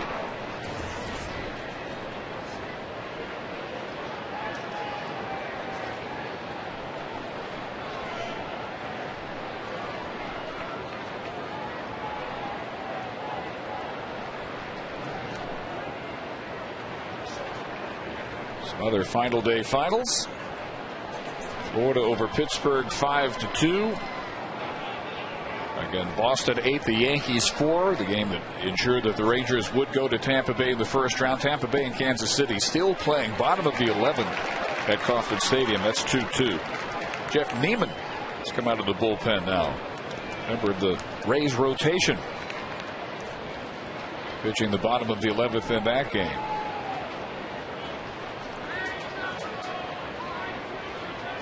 Oakland 2 at Seattle nothing, bottom of the 5th. Toronto beat Minnesota 2-1.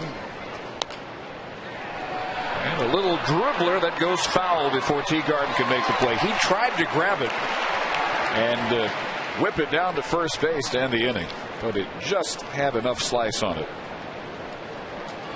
to keep Trumbo alive at 1-2.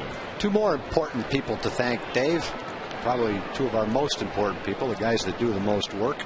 Eric Josephson and Kelly Donaldson. Thanks, guys. Absolutely. Generators of most of the information that you see graphically and otherwise on these broadcasts. Low slider, 2 balls and 2 strikes. White Sox 6, Cleveland 5.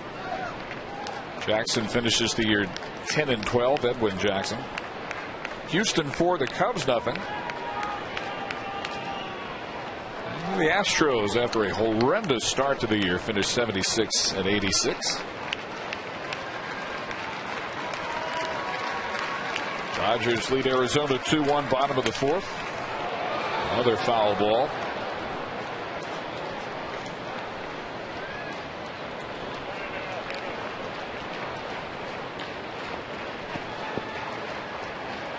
Detroit 4, Baltimore 2. Cincinnati 3, Milwaukee 2. The Reds finished 91-71. Champions of the National League Central. Reds kind of the National League version of the Rangers this year, their return to the postseason. And even with their loss to the Braves, Philly finishes 97-65, best record in baseball. And low for ball 3. Now a full count to Trumbo.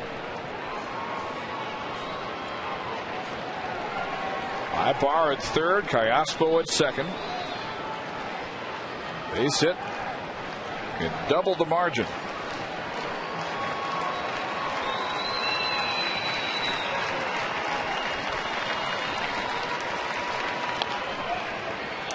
And again, Trumbo barely staying alive. The Angels, their first year out of the playoffs since 2006. They see their 3-year run atop the American League West come to an end. First losing season since 2003 for Mike Scioscia, the year after he won the World Series.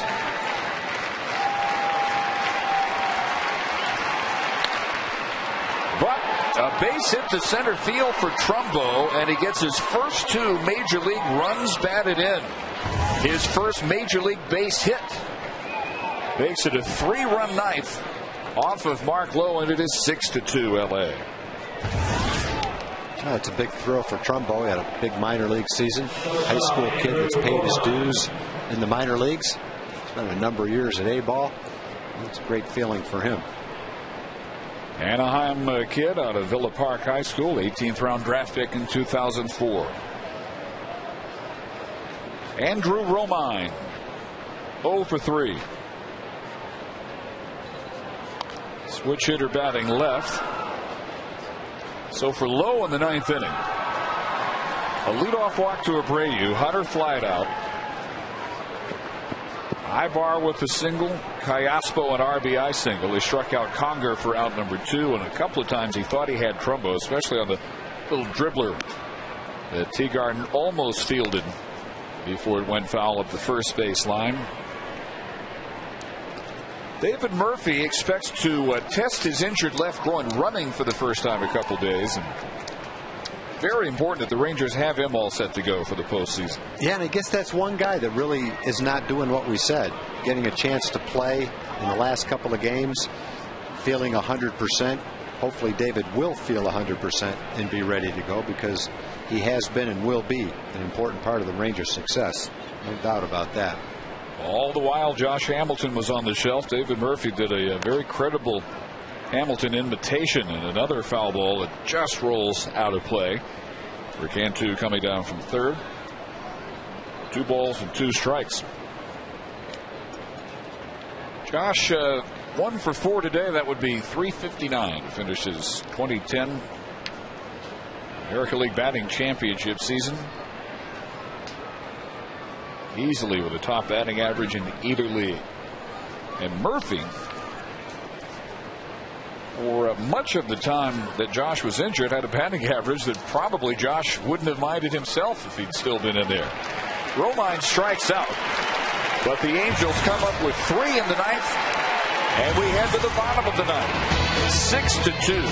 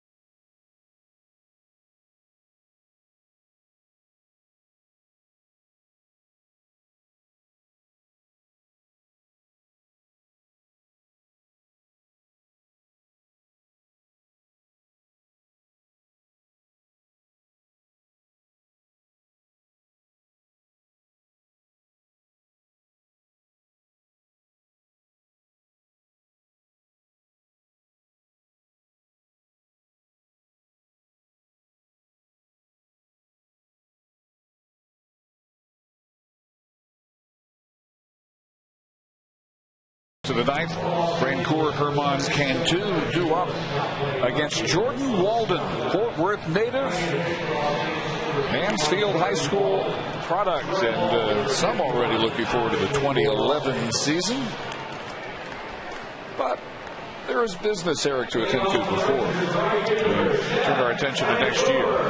Brad Guerrero, the Rangers will be at Tampa Bay Wednesday and Thursday, back here on Saturdays. The Rangers will host their first playoff game in 11 years against the Rays. Thanks to Boston's victory over the Yankees today, you see the numbers for Walden, who possesses a triple-digit fastball.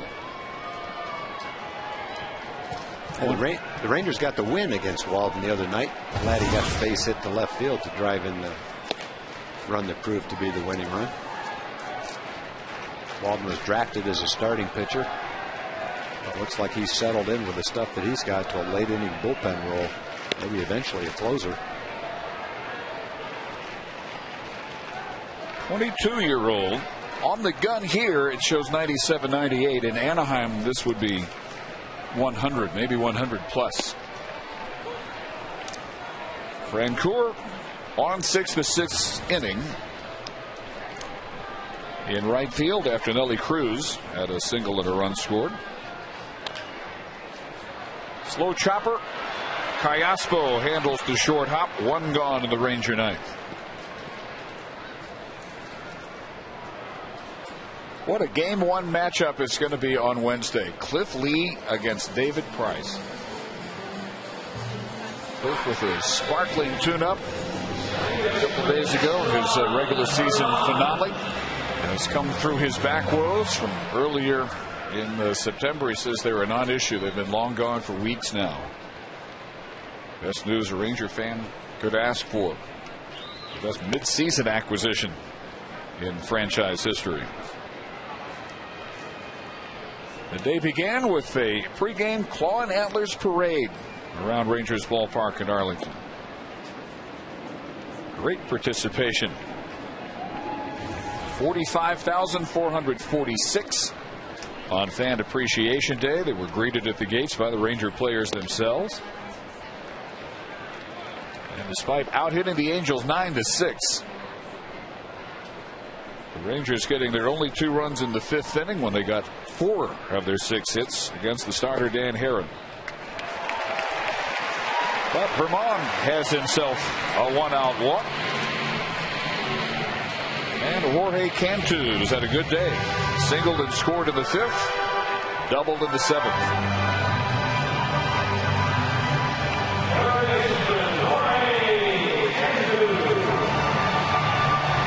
Ron Washington, before the game, said doesn't really feel a hurry to set the postseason roster.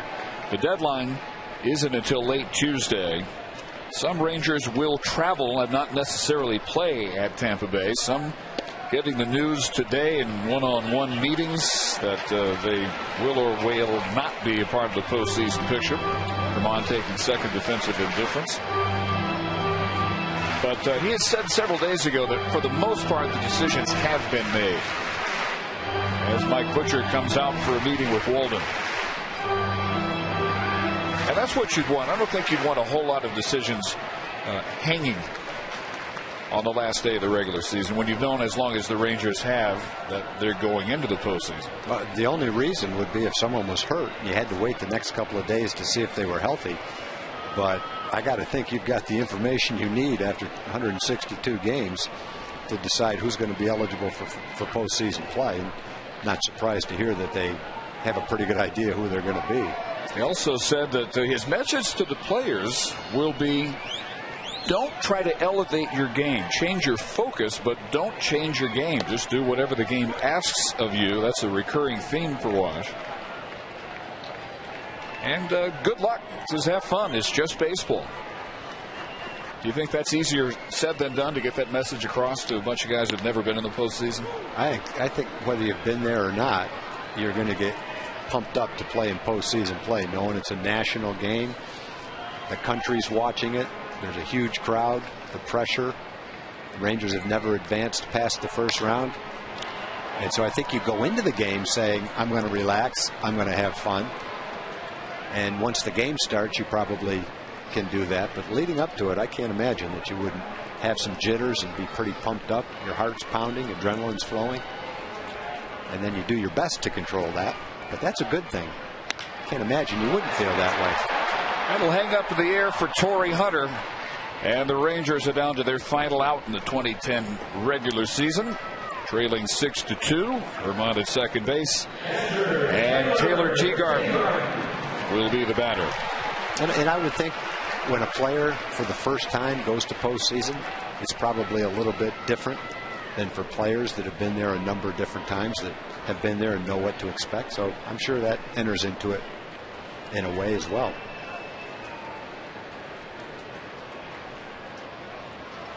As far as significant moments to the year, Wash said there were a few, but the sweep of the Yankees here a few weeks ago told anybody who still wondered that the Rangers could play with anybody, especially showing that they could beat even the great Mariano Rivera. The 11-game winning streak in June, a team that had not played well on the road to that point. And then the series at Fenway Park immediately after the All-Star break, following the 4-game losing streak here to the Orioles going into the break. Showing the resiliency that he says this club has shown all year. Every time anyone counted us out, our players showed up. Good things to remember heading into first a clash with Tampa Bay, then if all goes well there, either the Yankees or the Twins in the American League Championship Series. Uncharted territory the Rangers have been pointing to since the end of last season when they finished behind these Angels. That one gets away from Conger and allows Herman to trot down to third base. A wild pitch. And a full count for Teagarden.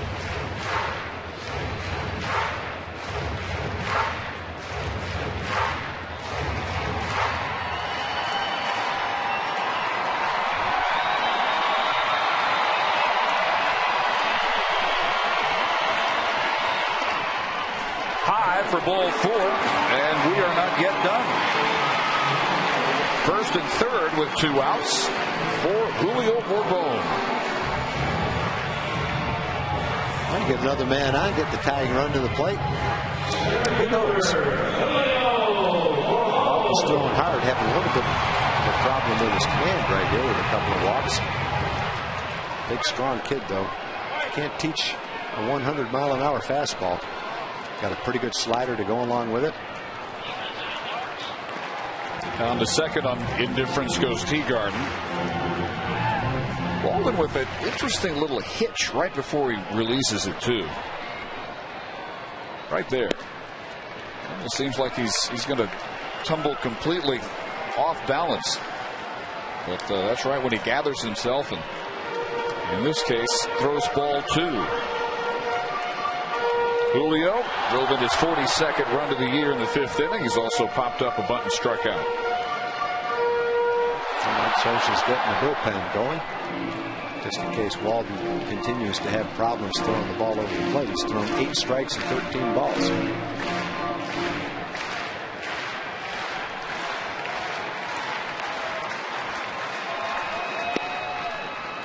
And there's a strike at 96.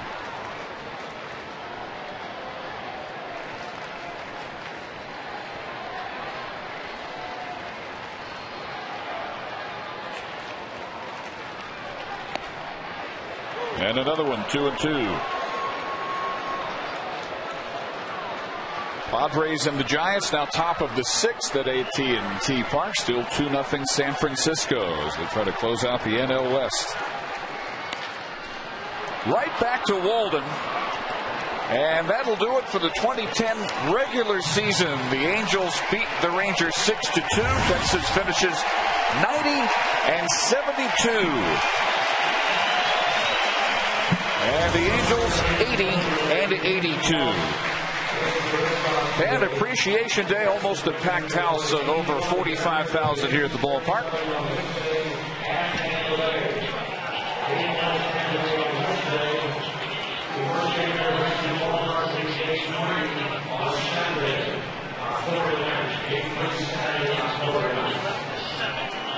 The Rangers content to stand and watch the Angels with their final goodbyes and congratulations on the year. Mike Scioscia wishing Ron Washington best of luck in the postseason. Without any question, that's what that conversation was about. The classy Angels manager.